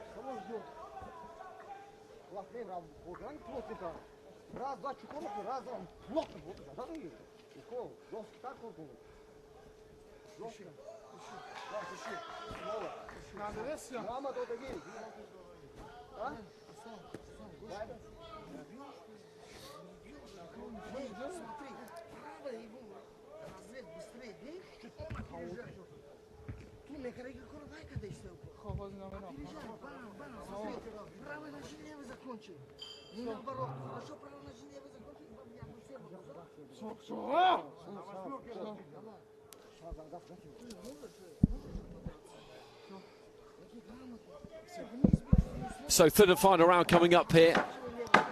Seconds out. Khasmetov with a solid lead. Gafurov needs something big.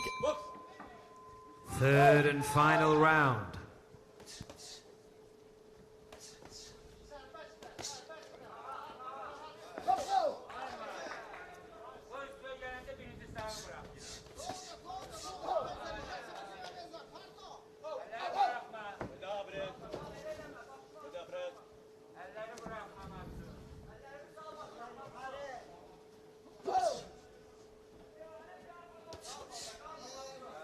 Again, good use of the jab there from Khasmetov. Sometimes he throws two singles in rapid succession. Sometimes he throws that double jab.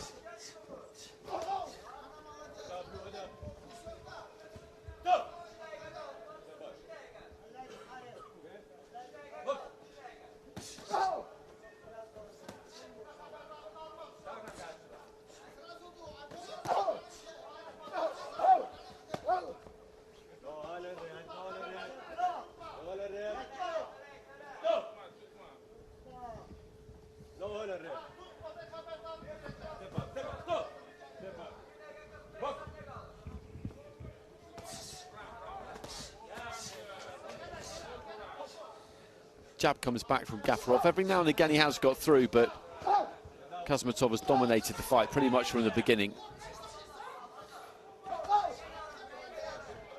1-2 from Gafurov. Khasmetov just gets a hold of him and pushes him back into the ropes.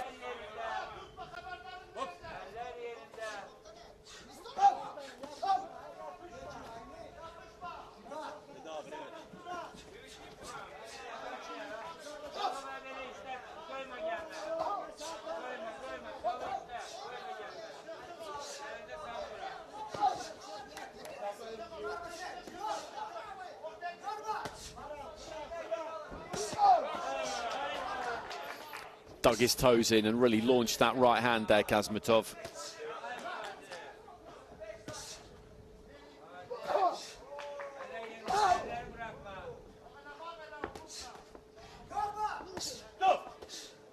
Left into the body. Well, the referee said that was maybe a little bit low.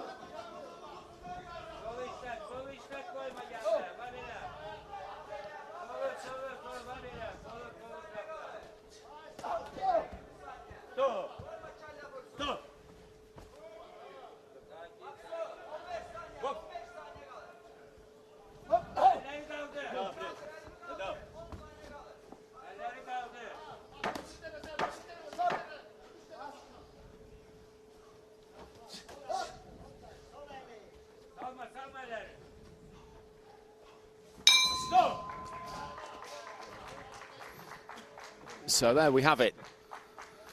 Maksud Khasmetov of Azerbaijan with a good display there. He's going to go through to the quarter-finals. Started nice and quick, confidently, aggressively, looking to get on top of his opponent. And he did just that. And for Ruslan Gafurov, it was just hard to find a way into it. Quite honestly, it was difficult.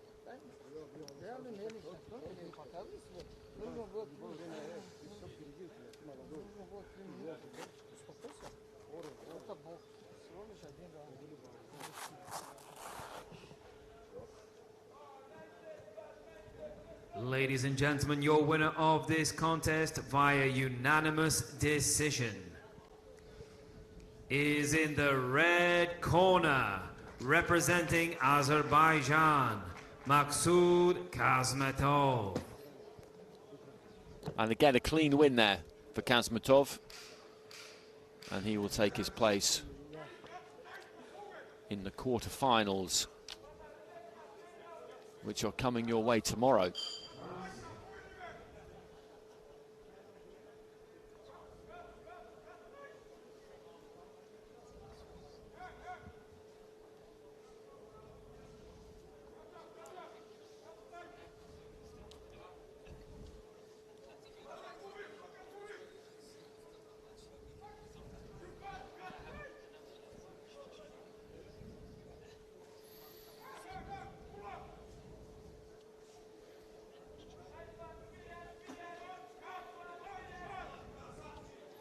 So one more fight in the light welterweight division, and that's it. Omar Livaza up against Narek Hovhannisyan.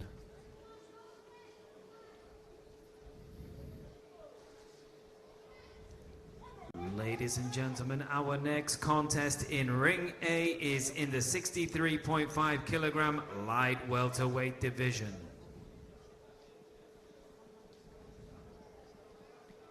Your referee in charge of the action from Colombia is Juan Carlos Fernandez Mora.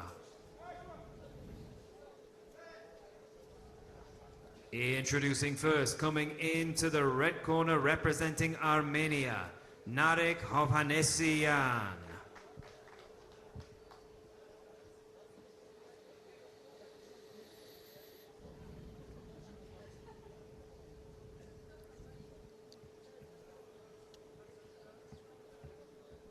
And his opponent comes into the ring in the blue corner representing Kyrgyzstan, Omar Livaza. Bit of a cheer there for Livaza. This is Hovhannisyan we're looking at. From Vanadzor, now living in Los Angeles, I believe. 2-0 as a pro. Been to a European Championships, a World Youths back in 2016. And he beat Shubham, a very talented young Indian fighter in his first fight. Your judges for this contest are from Afghanistan, Romania, Serbia, Sri Lanka and Morocco. Livaza of Kyrgyzstan, gold medalist of this year's Asian Under-22s. 21 years old. Beat Anas Suleymanov of Palestine. Then in his last fight against Sayat Ilasov of Uzbekistan, he won 5-0, but I'm told he was getting buzzed by right hands. He couldn't get out of the way of that right hand, and you could see the effect they were having. So that's something to keep an eye out for.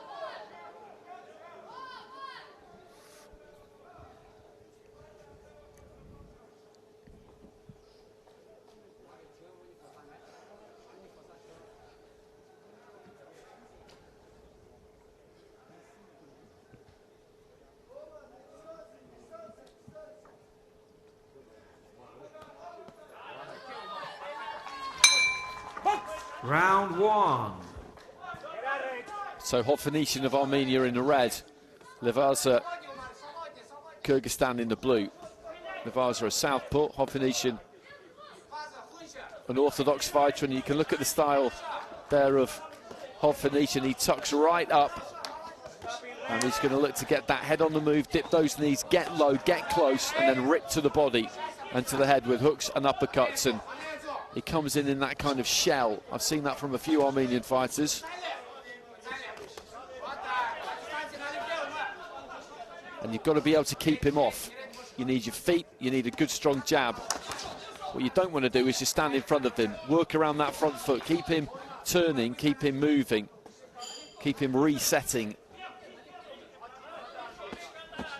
Gets close there, Hovhannisyan. This is where he wants to be. Looking to dig a few into the body, and again there, he's getting close a bit too easily here, I think.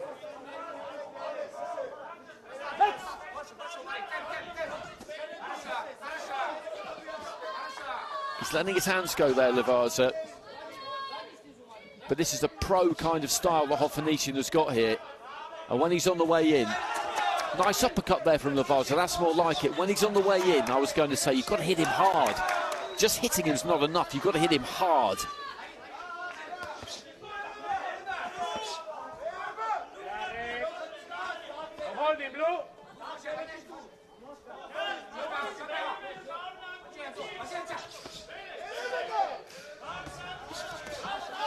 Finishing on a left hook there, Hovhannisyan. And again, just gathering those feet, just stalking in on Livaza, who's got some decent hands on him. I think it's going to be a good fight this into the final minute of round one. Flicking out with that jab, that will just keep him occupied. Not everything has to be thrown with maximum effort. The jab can distract, it can just give him something to think about. But when he's on the way in there, you've got to put a bit of heat on those shots. And as I say, try and turn around that front foot. Hovhannisyan just clumping in with the left hand there.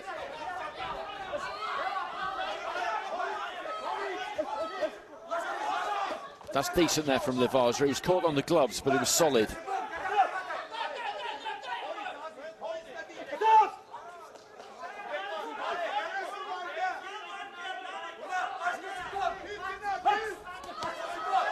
looking for the body, seeing if he can slip one in around the back of that elbow.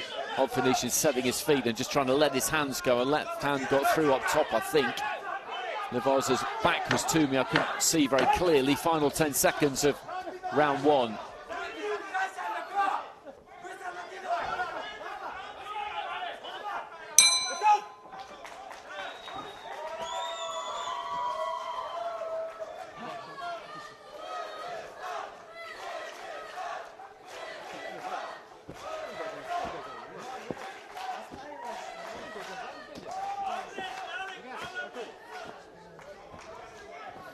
He landed some good punches there, Livaza. The front foot pressure came from Hovhannisyan. Look at him there, just rattling away to the body.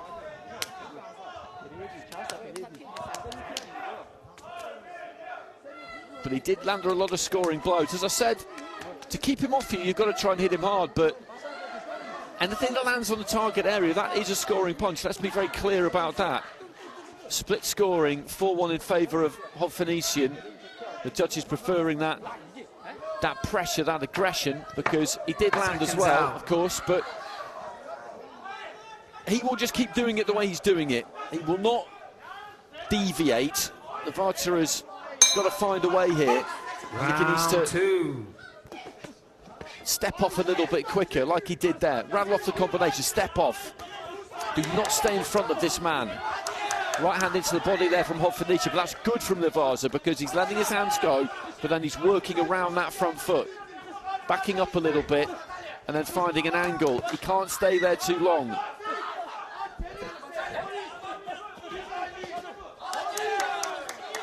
This is good from the man in blue so far this round, but it's going to be difficult to keep it up.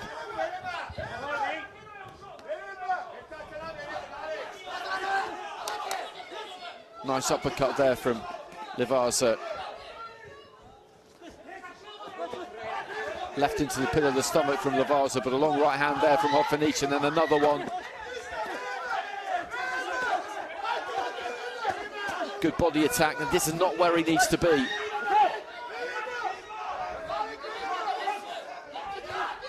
Looking for the right hand over the top there, Hovhannisyan.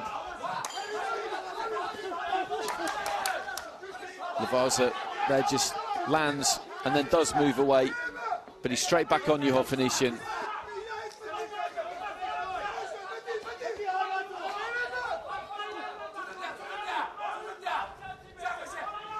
Getting caught with his back square to the ropes like he is there, that's not a good look for him.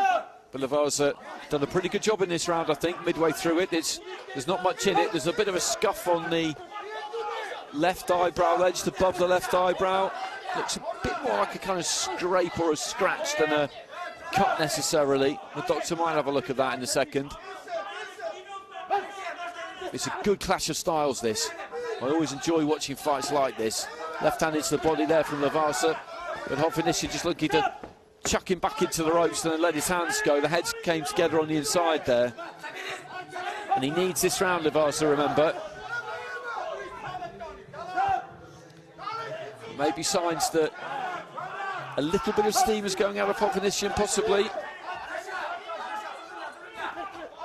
Good combination there from Livaza, then looks to get a hold of his man. They're both just nicking a slight rest here, I think. The referee is letting them figure it out for themselves. Hovhannisyan finishes with a left hand up to the head and then just pours in on Livaza, and I definitely think Hovhannisyan is feeling this a little bit now. Livaza just trying to let his own hands go. He's saying he was pushed down there, and I would say he's probably right. Lost his feet slightly into the final 20 seconds. There's not much in this round. Good uppercut there from Livaza, who for the most part has done a good job of not staying in too long. He's let his hands go and then he's moved. And he does it again there, just turns away around that front foot. Bell goes at the end of the round. Have to wait for the scoring of it. Hovhannisyan got it 4-1 with the judges in round one. I would say that's a round for the blue corner myself, which could tee things up quite nicely.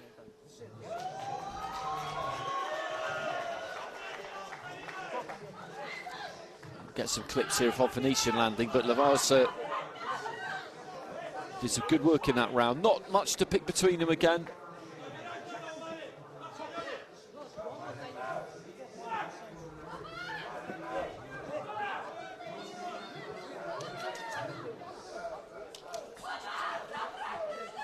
And the scores here split 3-2 in favour of Livaza, and that could be absolutely critical that he's managed to get 3. Seconds out. Because that means that going into the final round, Hovhannisyan has a 2-point lead with 2 judges. Livaza has third and final round. A 2-point lead with 1 judge. The other 2 cards are level. If it's 3-2 either way, remember at the end, then we will add on the 2 extra scores. The evaluator and the observer, they then come into play. And sometimes you have a situation where, let's say for argument's sake, the red corner has it 3-2 at ringside, and then the other 2 judges have it different, and the result flips. We've seen that in Ring A already this competition. Looking for a big overhand right there, Hovhannisyan. Nice jab from Livaza. Doubling up on it, Hovhannisyan just looking to get close and work away to the body. Livaza's got to keep doing what he was doing in that second round. Left hand from Hovhannisyan. And to be safe, Hovhannisyan needs to win both of those drawn cards to take this 4-1, to stay in it. Livaza has got to win both to push it to 3-2 and then take us to the bout review. Just standing their ground, these 2. I think they're both feeling the pace here.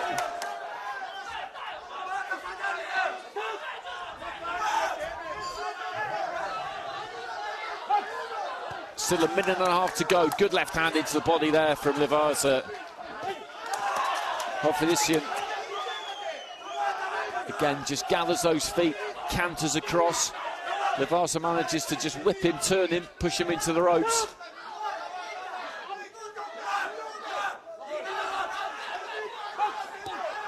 Right hand into the body from Livaza, looking for that uppercut, couldn't quite find it. Head down, Hovhannisyan looking to attack. Another right hand there from Livaza.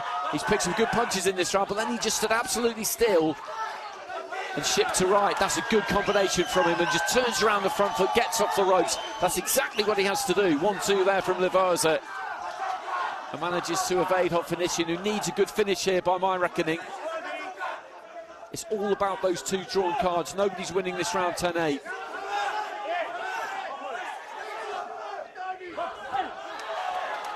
Livaza needs both of them, and then we'll go to bout review.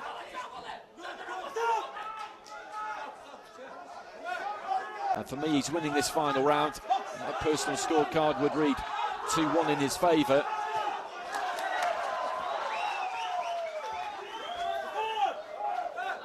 But a really good fight to watch. You could see the aggression and the style that was going to be employed by Hovhannisyan. You've got that kind of bull-like, aggressive fighter coming forward, tucking up.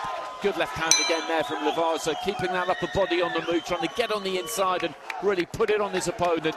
And then you've got somebody else who's a bit more languid, a bit more skillful, maybe you could say, more variety. He's got to try and work off that back foot. He's got to try and find a way to counter that kind of approach. And remember, going into this final round, Hovhannisyan had a 2-point lead on 2 cards. Livaza had a 2-point lead on 1 card. The other 2 were level. It's going to bout review. That means it's finished 3-2. That means it is finished 3-2.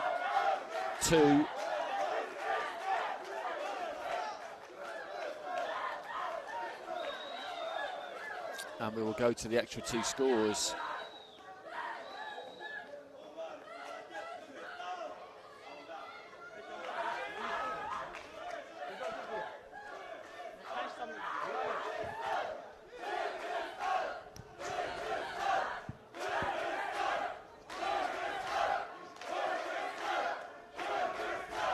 Ladies and gentlemen, after a bout review, the contest goes in favor of your winner by a split decision.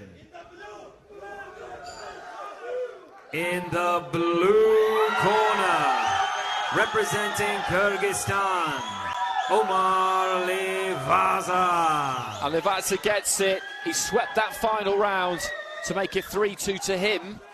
from the 5 judges. You add on the 2 bout reviews, and they both went in his favour to make it 5-2. I think the right man's got it there myself. It was a really good fight to watch.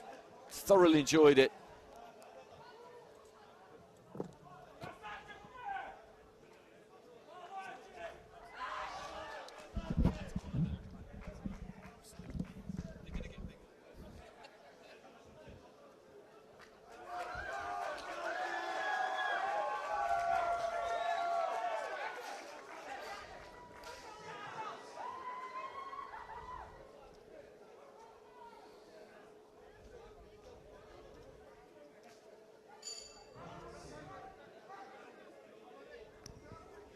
Ladies and gentlemen, in Ring A, we now move into the 86-kilogram cruiserweight division.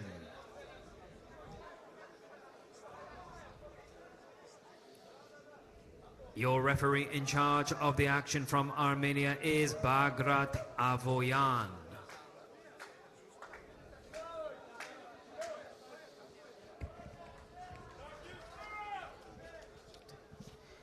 Introducing first into the red corner, representing Russia, Sharabdin Atayev.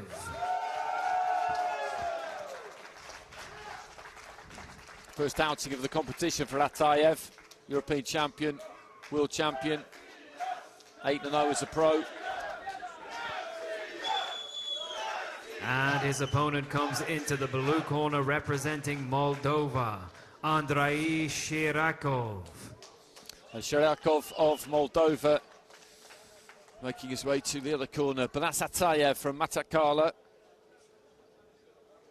Beat Lauren Alfonso to take that World Championship gold in Tashkent a couple of years ago.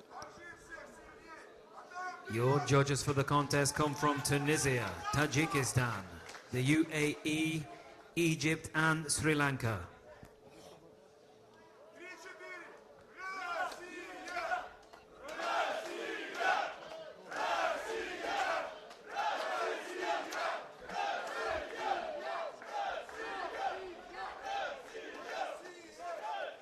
Plenty of experience in the blue corner as well, though, for Shirakov, national champion of Moldova.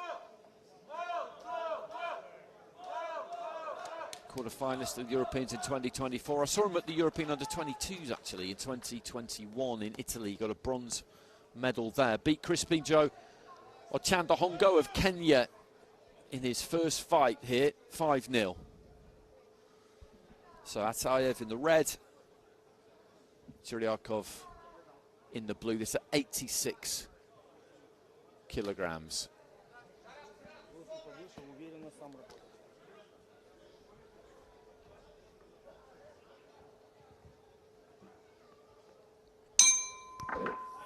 Round 1.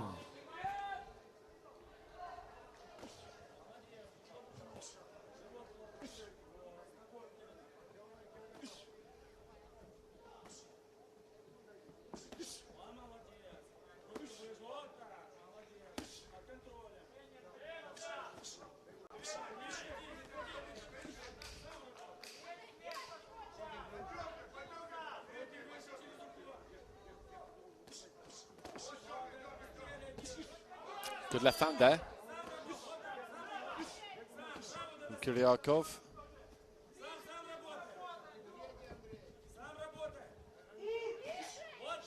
Pair of them just landing jabs simultaneously. Left to the body there from the Moldovan in blue.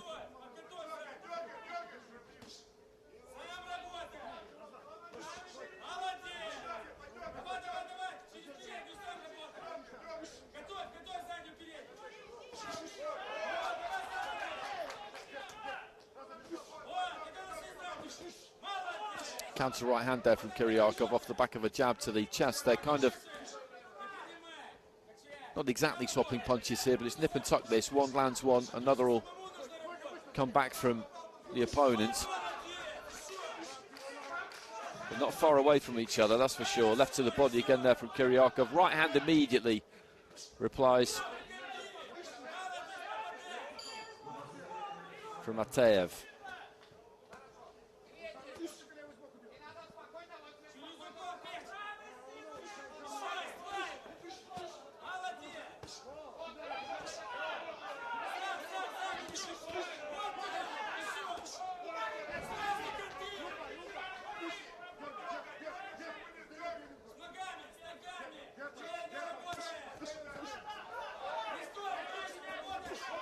good right hand that from Ataev. Just dipped off to his left-hand side.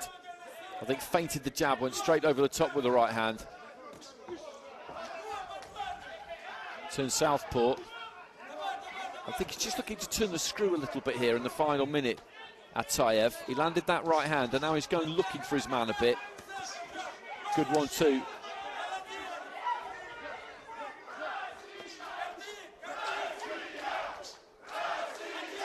And the Russian fans in good voice tonight. They've already seen Viacheslav Rogozin go through.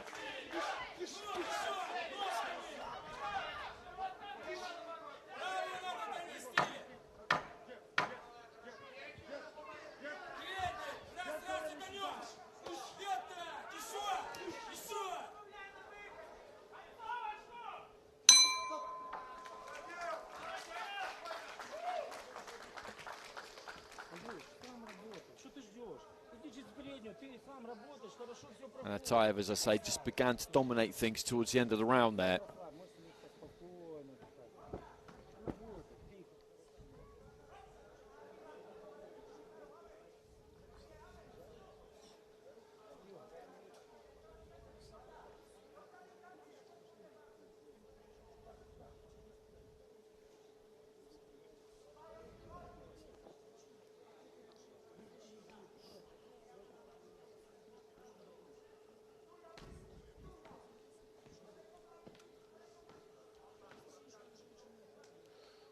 So 10-9s across the board there for Ataev.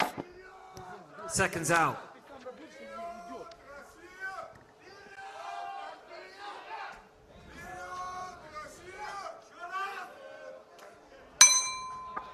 Round 2.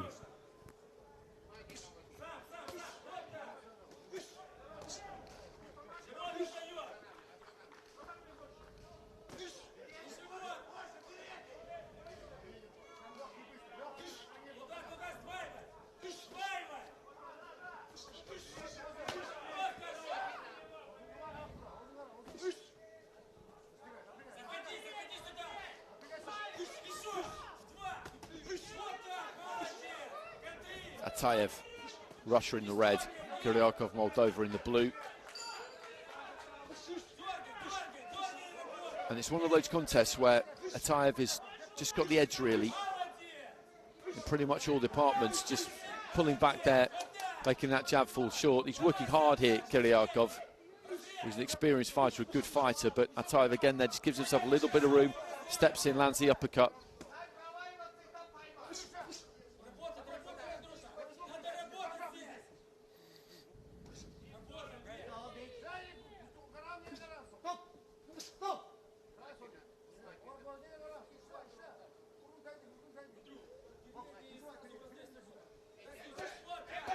Left hand into the body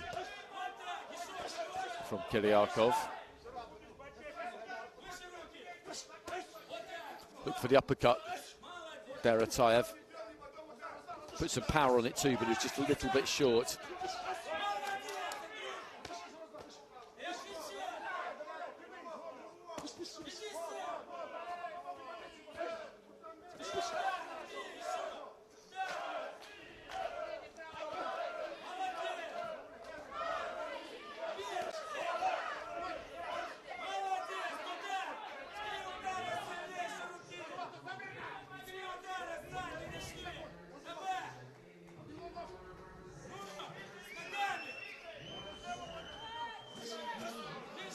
Right hand lead there from Ataev landed. Again, good use of the lead hand there from Ataev, and then just sits on that 1-2 a little bit more. And there's that combination and that kind of inbuilt clock that fighters have. Maybe he's figuring out that we're not too far away from the end of the round here, and he's just going to try and up it again a little bit, Ataev.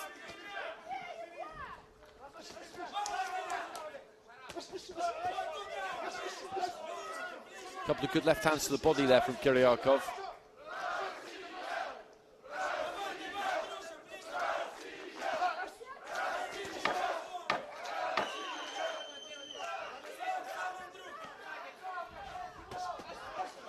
Right hand there from Ataev again.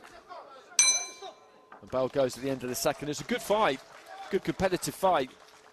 As I said, Sharabuddin Atayev has just got the edge on his opponent here.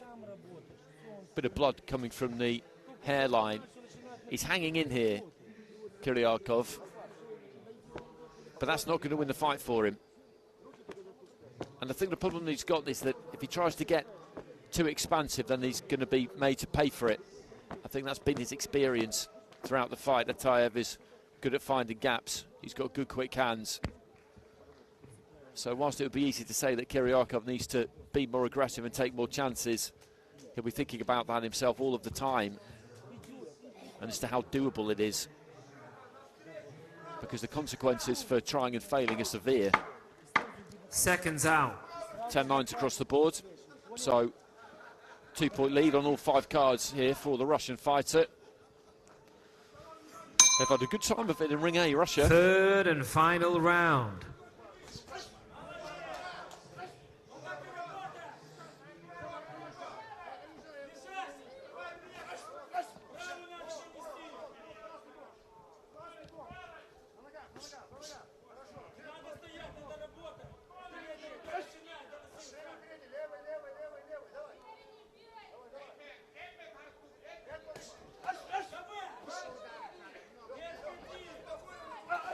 Third and final round, and Kiryakov does have to gamble a bit here if he wants to get through to the quarterfinals.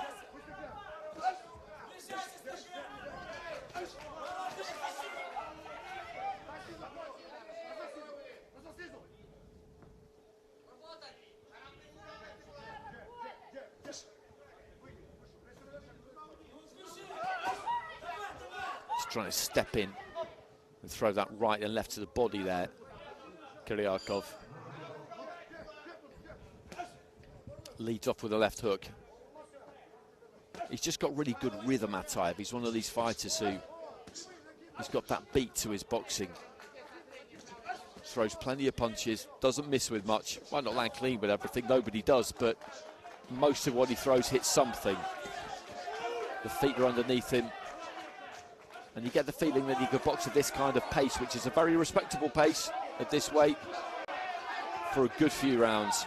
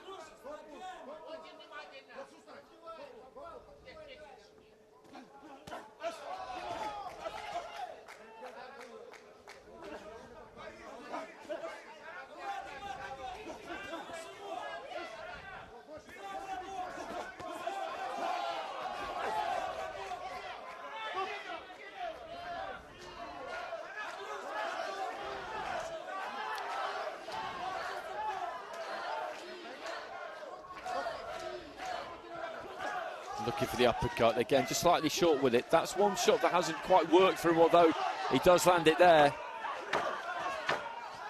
Heads just rubbing together on the inside there. The bell's about to go any second now, and this has been another impressive display from a Russian fighter that we've seen in Ring A. They turned in some serious performances, and that's another one for Sharabuddin Atayev.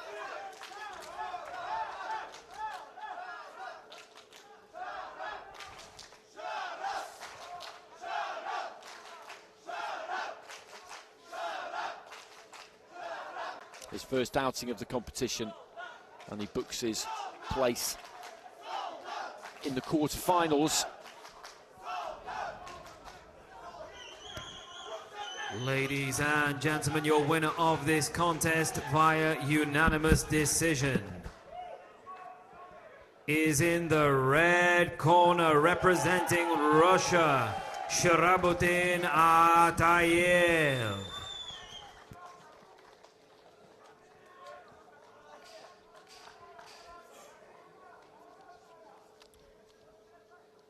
And again, a clean set of cards, 1-10-8 in there from Egypt.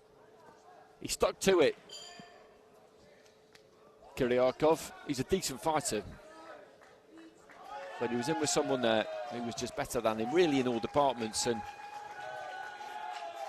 if you come up against somebody like that and they're on point, they're where they need to be mentally and physically, then there's not all that much you can do, because that is sport. It's a skilled sport, this, and Atayev is very skillful.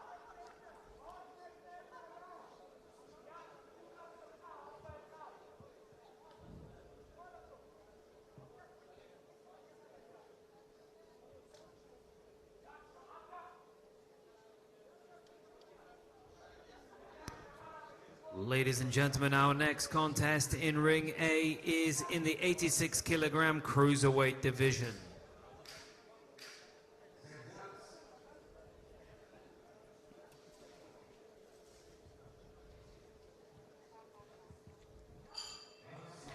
Your referee in charge of the action from Serbia is Marija Petkovic. Introducing first, into the red corner representing Uzbekistan, Akmal John Izroilov. So these two met at the World Boxing Cup in Brazil earlier this year in the final. And it was Tulomisov who got the win. And his opponent comes into the blue corner representing Kazakhstan, Davlet Tulomisov. So Izroilov, just 19 years old, won gold at the World Boxing World Championships a couple of months ago, silver at that Box Cup in Brazil, and was the 2024 World Youth Champion. Good win against Robert McNulty of Scotland by UD in his one fight so far. That was a good, entertaining encounter. Your judges for this contest come from Afghanistan, Colombia, Kyrgyzstan, Italy and Latvia. Tulomisov, 20, so two young men here. As I say, he's got that win over Izroilov in Brazil, a 2022 World Youth Silver medalist. He beat Ramon Bataguelo Souza of Brazil by unanimous decision in his first fight.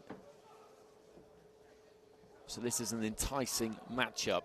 Izroilov, Uzbekistan in the red, Tulomisov, Kazakhstan in the blue.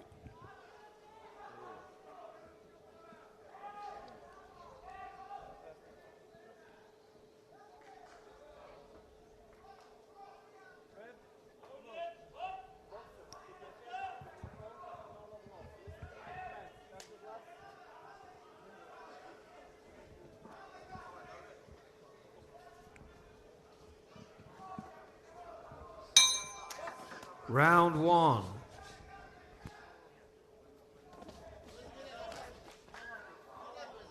Izroilov just looking to start quite quick there, see if he can get on top of Tulomisov early. Tulomisov's a good mover, quite elusive, swoops in with long shots to the body. Not a big puncher, I don't think, really, having seen him in the flesh for the first time the other day. Izroilov, also a southpaw tight. Watches out of not a crouch exactly, but you can see him just stoop over a little bit there, keeps that chin well and truly down. Good body puncher. Long left hand there from Izroilov.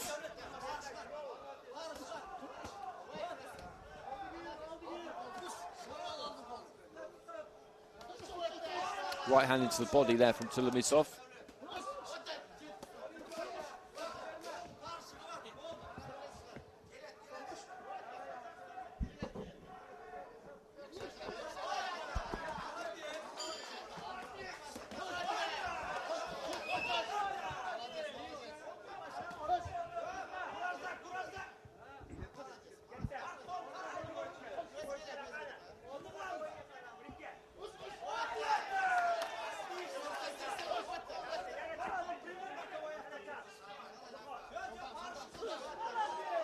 Jab to the chest landed from Tulomisov, a jab to the head from Izroilov.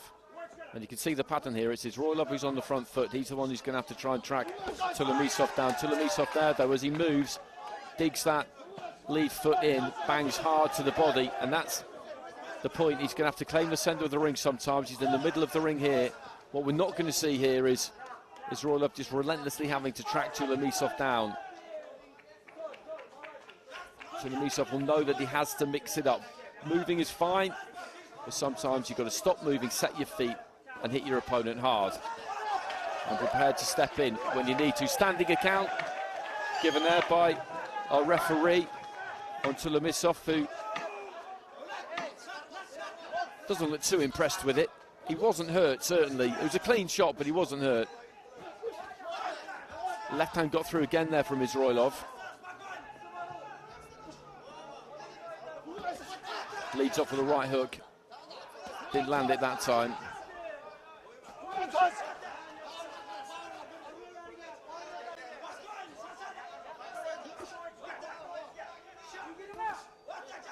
You look at the way he tucks up there, Izroilov. As I said, he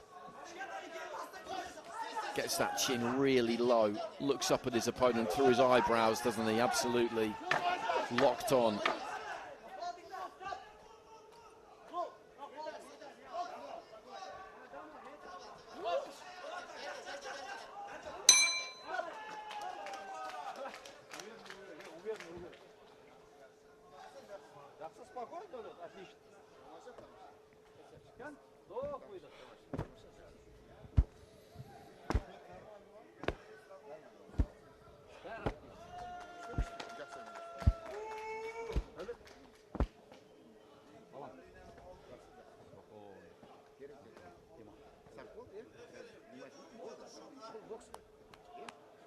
There's that 1-2 from Suleymanov. That's a strong jab that lands there, that brings a standing count. It's an interesting one, the standing count. I was discussing it yesterday, and my own personal take on it really is that if a punch lands that causes some damage, you see a reaction, you see a fighter wilt, then definitely give the standing count, and it's a 10-9 across the board for Izroilov. If it doesn't get that kind of reaction, then I don't think you really need it, because... Round 2. Stepping in and giving a fighter a bit of relief, which is what that 8 count is. To my mind, you do that when you're worried that if you don't do it, the follow-up to that punch that's landed might flatten them.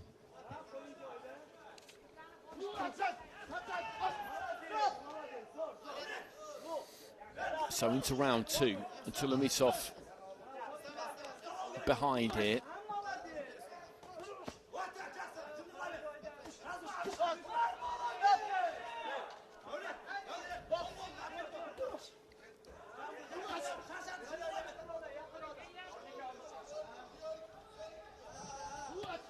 Right to the body there from Izroilov, and again just lands the lead right hand and gives a standing count again here. He doesn't like it, and I can understand why he doesn't like it, because again he's been hit with a clean jab there, and it's a good shot, but you don't need to give standing counts for clean jabs.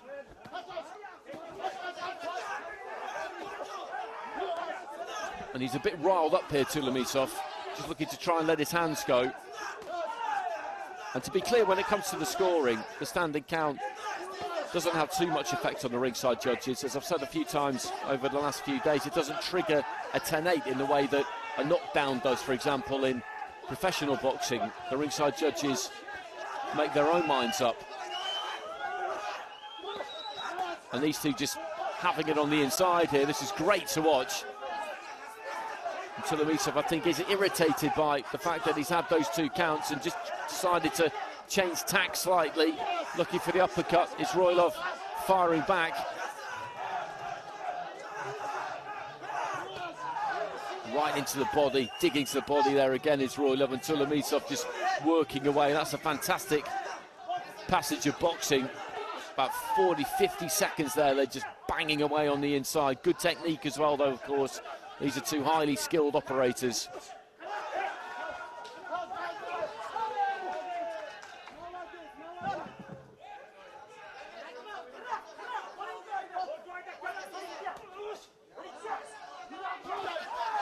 Good left hand there from Suleymanov. Izroilov just gave a little bit of ground there.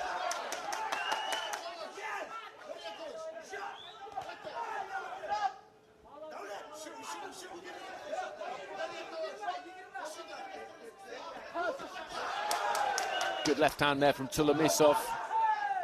And he's really taken it to Izroilov in the second half of this round. The final 2 minutes of it, really.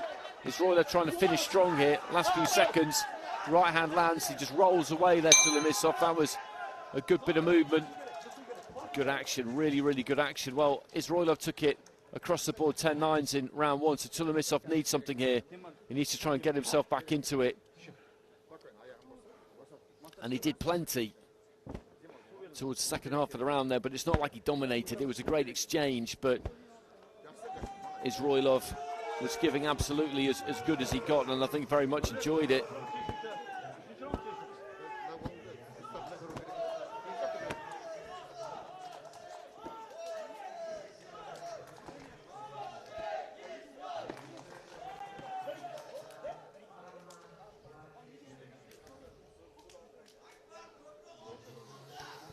And 4-1 in favour of Izroilov, the scoring there, so seconds out. He has got a 2-point lead on 4 of the cards, and the other one is level, so Tulomisov needs 10-8s here. Third and final round. And the Kazakh just steps straight in and looks for that 1-2. I think we're going to be in for 3 really good minutes here. Izroilov looking to avenge that defeat that he suffered at the hands of Tulomisov in the World Boxing Cup in Brazil earlier this year.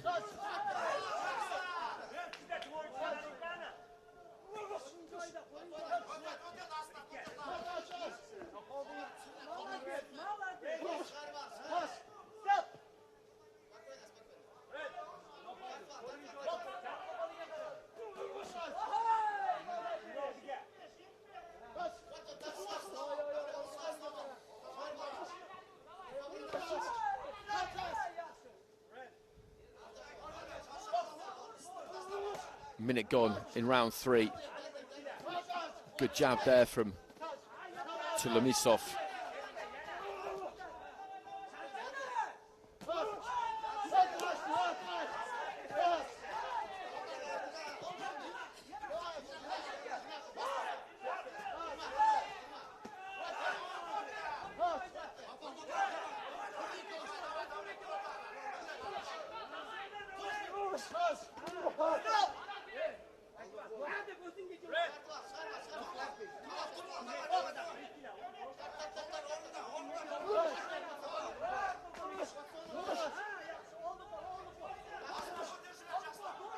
Just trying to work with that 1-2 there, Tulomisov.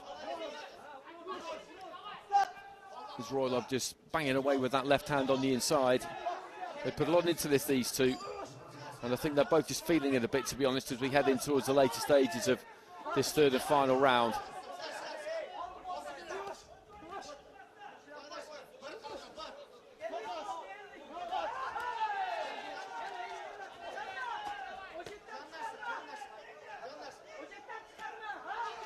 Nice jab again there from Izroilov. Snapped the head back. No standing count there, though.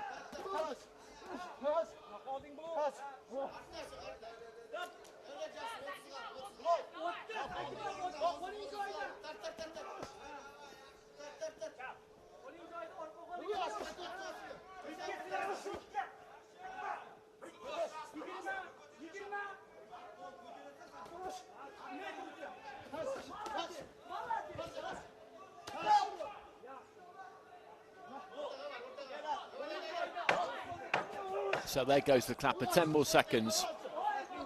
Just swapping long left hands there right at the very end. It's been a good fight. And Izroilov is going to get his revenge there after losing to Tulomisov in that final in Brazil earlier in the year.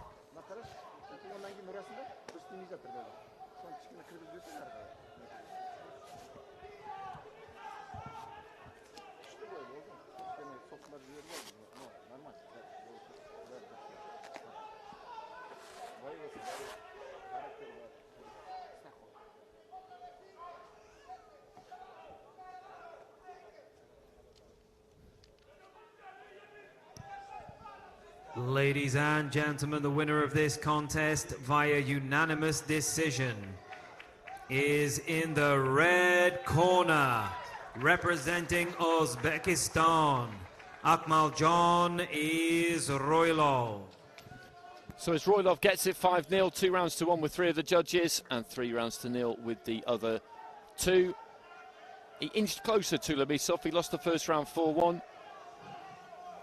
5-0 rather, then 4-1, and then the final round it was 3-2. A good contest.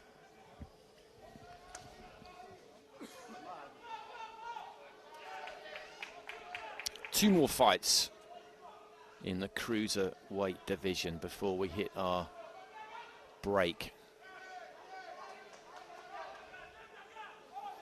And it's sailed by this session, it really has.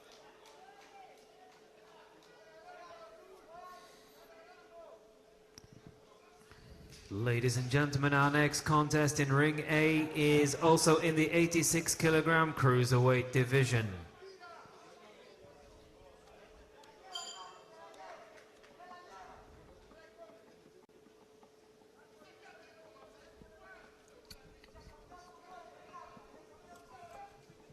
Your referee in charge of the action from Kazakhstan is Ruslan Biboyev. Introducing first, coming into the red corner representing Comoros, Nasser Ali.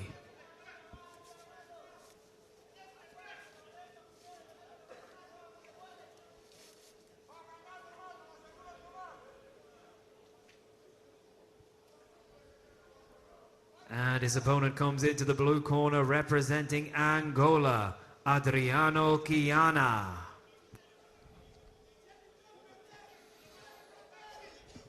Nasser Ali of Comoros boxed at the Mandela African Boxing Cup in 2024. Details on him are quite scarce, I found last night and this morning when I was checking him out. 20 years old. Your judges for the contest are from Azerbaijan, Sri Lanka, Tunisia, the UAE and Armenia.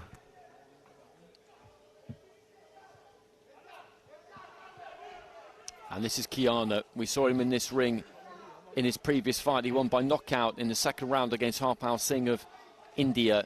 And it was a solid punch that landed, but it landed really more with the forearm than with the glove. There was nothing he could do about that.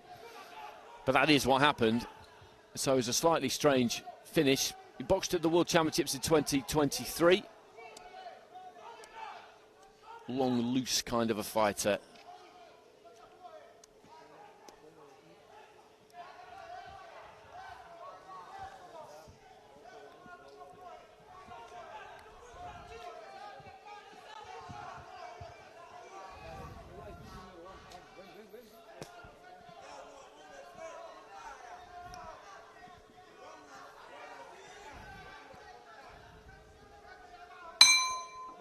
Round one.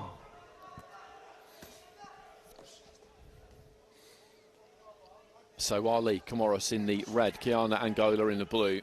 A place in the quarterfinals and $10,000 on offer here for the winner. Long left hand to the body there from Ali. Carries those gloves high. His opponent takes the opposite approach as he's hanging down waist high at best.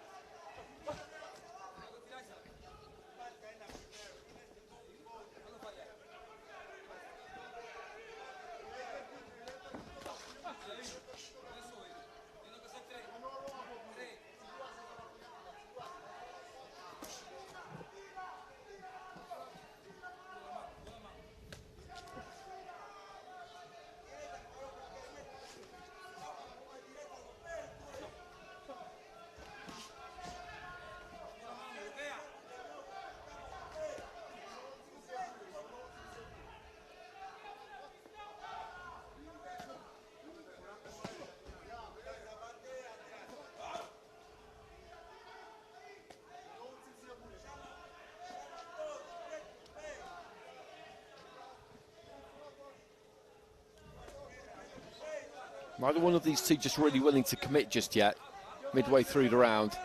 You look at the size difference between them there in terms of the height anyway. He's very tall, Kiana. He's got the reach that comes with it. He's reaching for that left hand there, Ali, but it's not going to get there. So there's a lot of shaping, a reasonable amount of throwing. Gloves are being landed on for the most part. Right hand there, I think, did find the face of Ali as he was wheeling away and looking to exit to his right hand side into the final minute of round one.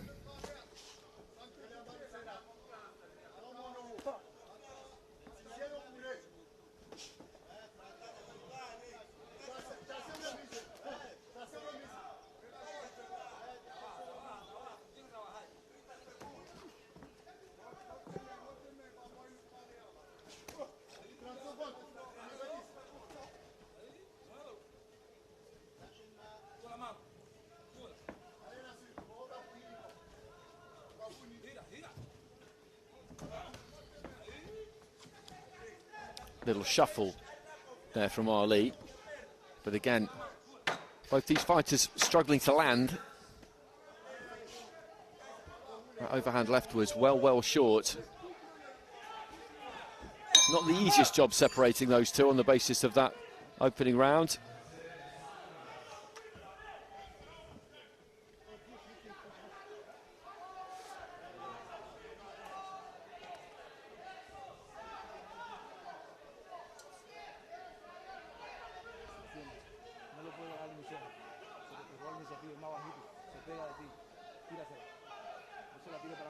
Red corner was more proactive, I would say.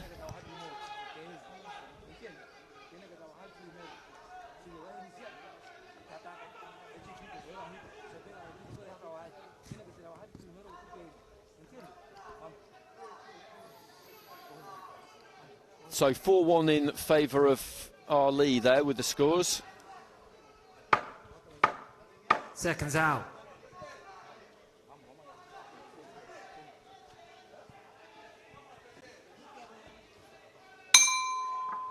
Round two.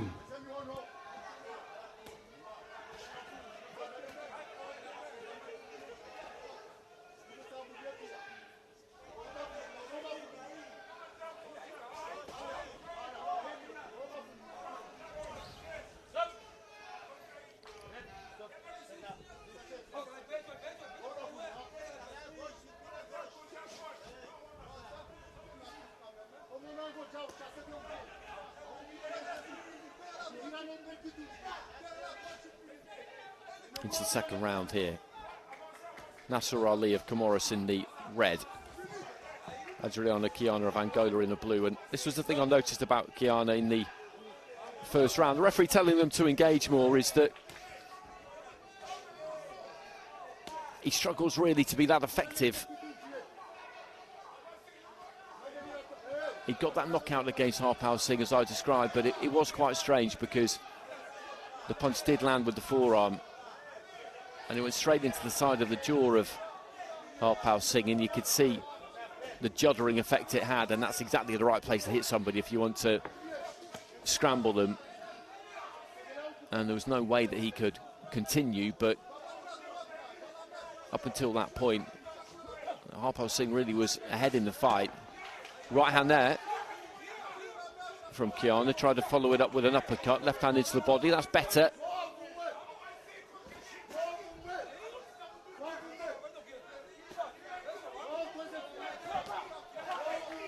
And this is more like it from him, just punching with a bit more conviction, a bit more authority, rather than just trying to flick the punches in from the outside. He's taking his feet in further.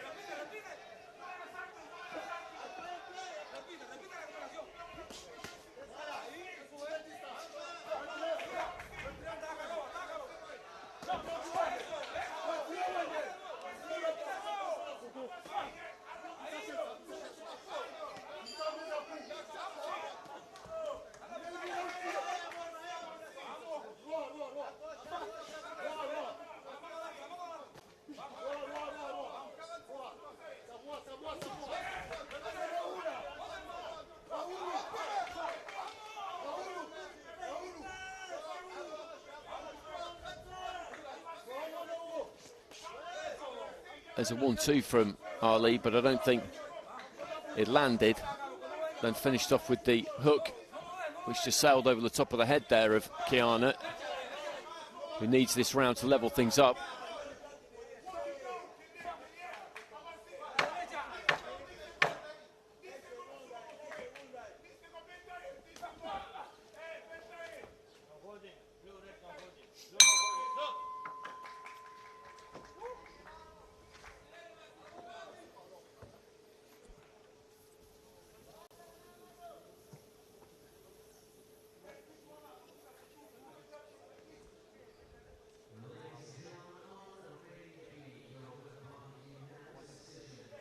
Had that good flurry mid-round, Kiana.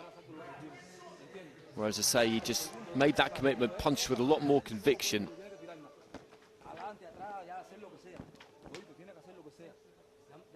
And that was by far the most action-packed spell of the fight.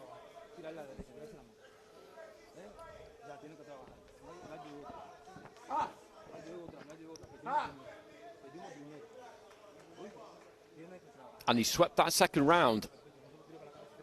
So from being down, seconds out, he is now up only marginally. He's got a 2-point lead with our judge from the UAE. The other 4 scorecards are level, so this is very much up for grabs. Third and final round.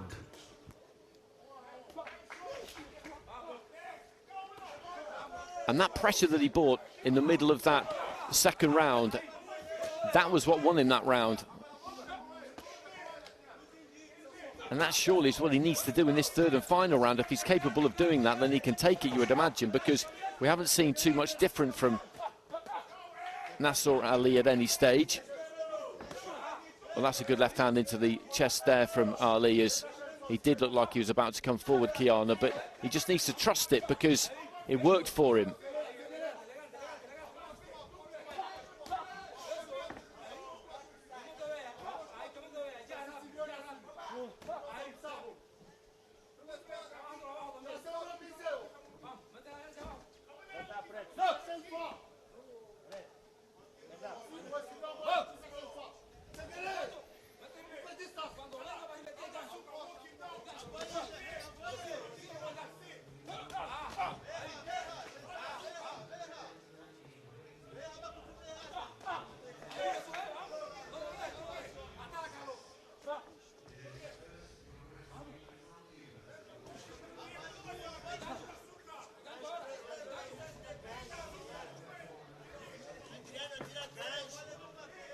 Midway through the final round, and no one's really made a move yet here. It is all on the line. A place in the quarterfinals, $10,000 US, and I would say there's no urgency exactly, but it does kind of look like that to an extent. And I don't really understand it from Kiana, because his most success was when he had that 30-40 second spell where he just committed, he took his feet closer, he went on to the inside, and there he got caught in mid-range, and a couple came back from Ali, and one of them landed, I think. Ali trying to get on the front foot a little bit more now. A double jab from Kiana.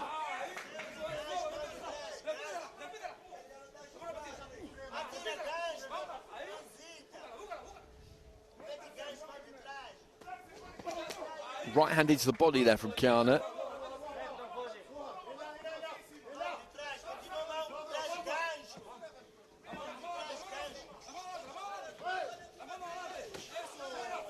Left hand there from Ali, I think just did make contact. Closing stages. Combination hit the gloves there from Kiana. Ali trying to beckon him in final 10 seconds. You would have thought that they would be going for it hell for leather here, given the fact that this fight is in the balance, but they boxed this round like it's the first round of a fight. Kind of having more of a look at each other. That was curious stuff. He's claiming the win there, Kiana. I'm not entirely sure if he's done enough to get it. He's got one scorecard in his pocket because he's got a 2-point lead with the one judge through the first 2 rounds, and nobody's won that round 10-8.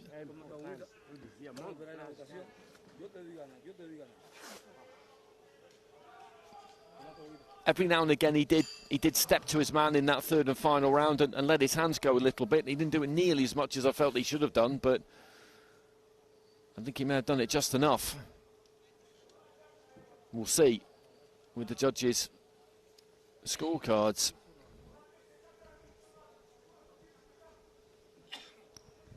Ladies and gentlemen, this decision goes in favor of your winner via split decision. In the blue corner, representing Angola, Adriano Chiana. So Chiana gets it and makes his way through to the quarterfinals. And banks $10,000 US. 4-1 on the scorecards.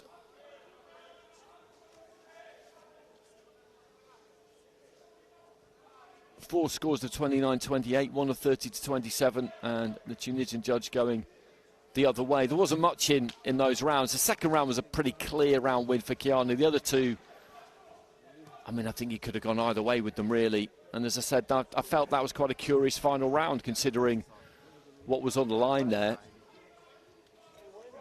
and how tight they must have felt that it was, but no one really clicked up through the gears at all. But Chiana's got the win, and that is all he will care about. So, final fight of the session coming up.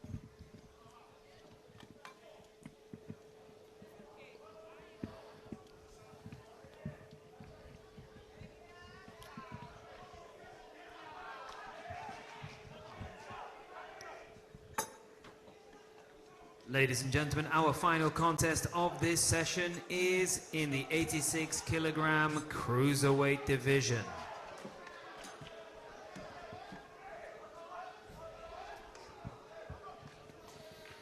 Your referee in charge of the action from Romania is Valentin Lulian Botez.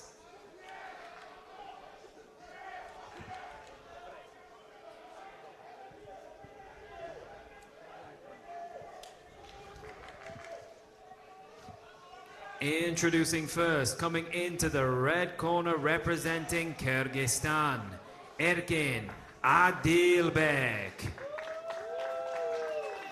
Three-time Asian Championships bronze medalist, Erkin Adilbek beat Iriarte Tehumahuna Rahui in his opening fight.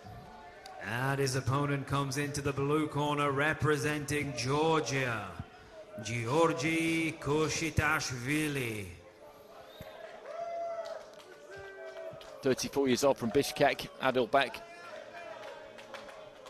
He's a busy fighter, he works his hands, doesn't really let them go with an enormous amount of power, not from what I saw the other day and previous times as well, actually.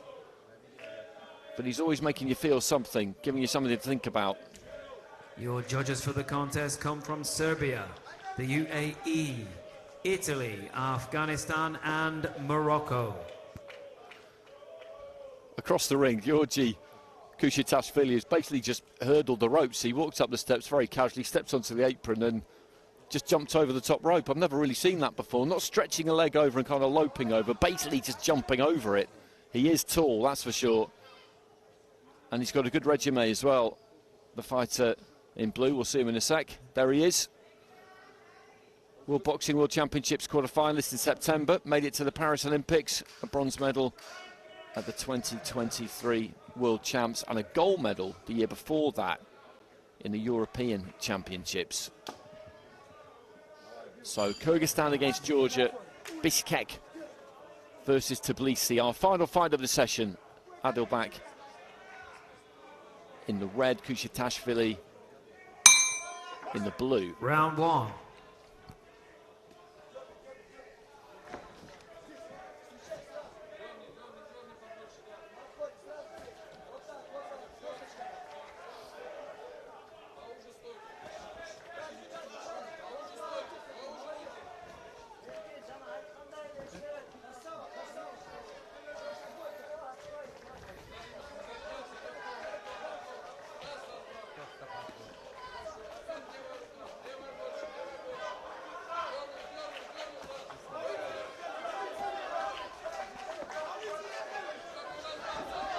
Looking for the right hand there Kusatashvili. He kind of caught him on the back of the neck, if anything, because Ulu had half-turned and was off on his bike.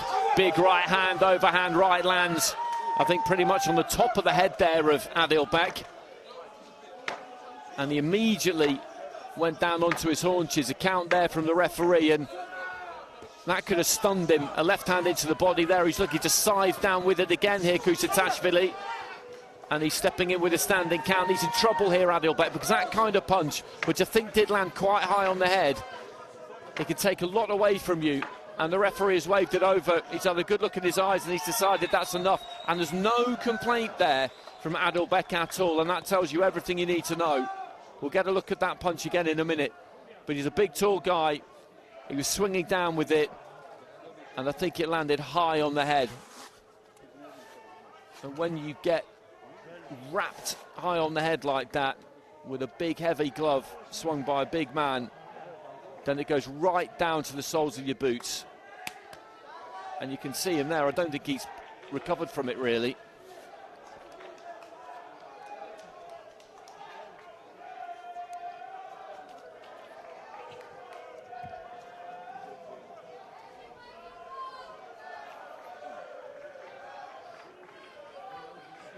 Well, he's made it through to the quarterfinals in double quick time there, hasn't he, Georgi Kusatashvili? That's his first fight in the competition and didn't last any time at all. Ladies and gentlemen, your winner by RSC in round one in the blue corner, representing Georgia, Georgi Kusatashvili. And he's just commiserating with his opponent there, because he knows, they all know, these fighters, that you get caught with one like that, and it's not some kind of freak occurrence. Whenever you throw a punch, you mean to hit your opponent, but you can sometimes get caught in a way that the impact is just greater than you could possibly have imagined. Let's have a look. He backs him up. Nice short right hand there. And then comes over the top with the right hand. He chops down with it. Couldn't quite see from that angle. But wherever it does land, that was a lovely jab, actually. And that's the follow-up, where he landed with a good couple of shots, and the referee get in and gave the standing count and then stopped it, and it was the right decision. And as I said, there was no complaint. There was no complaint at all. We will be back in this ring. So let's just have a look at what we've seen throughout the course of the session there. Very good performance, I thought, that from Viacheslav Rogozin. Just over 1 hour's time at 9 p.m. And from Nagapetyan as well. And then we had that early finish from Kusatashvili. And we had one a bit earlier on as well, of course, from Emmanuel Katema. Good stuff. We will see you back here in just over an hour.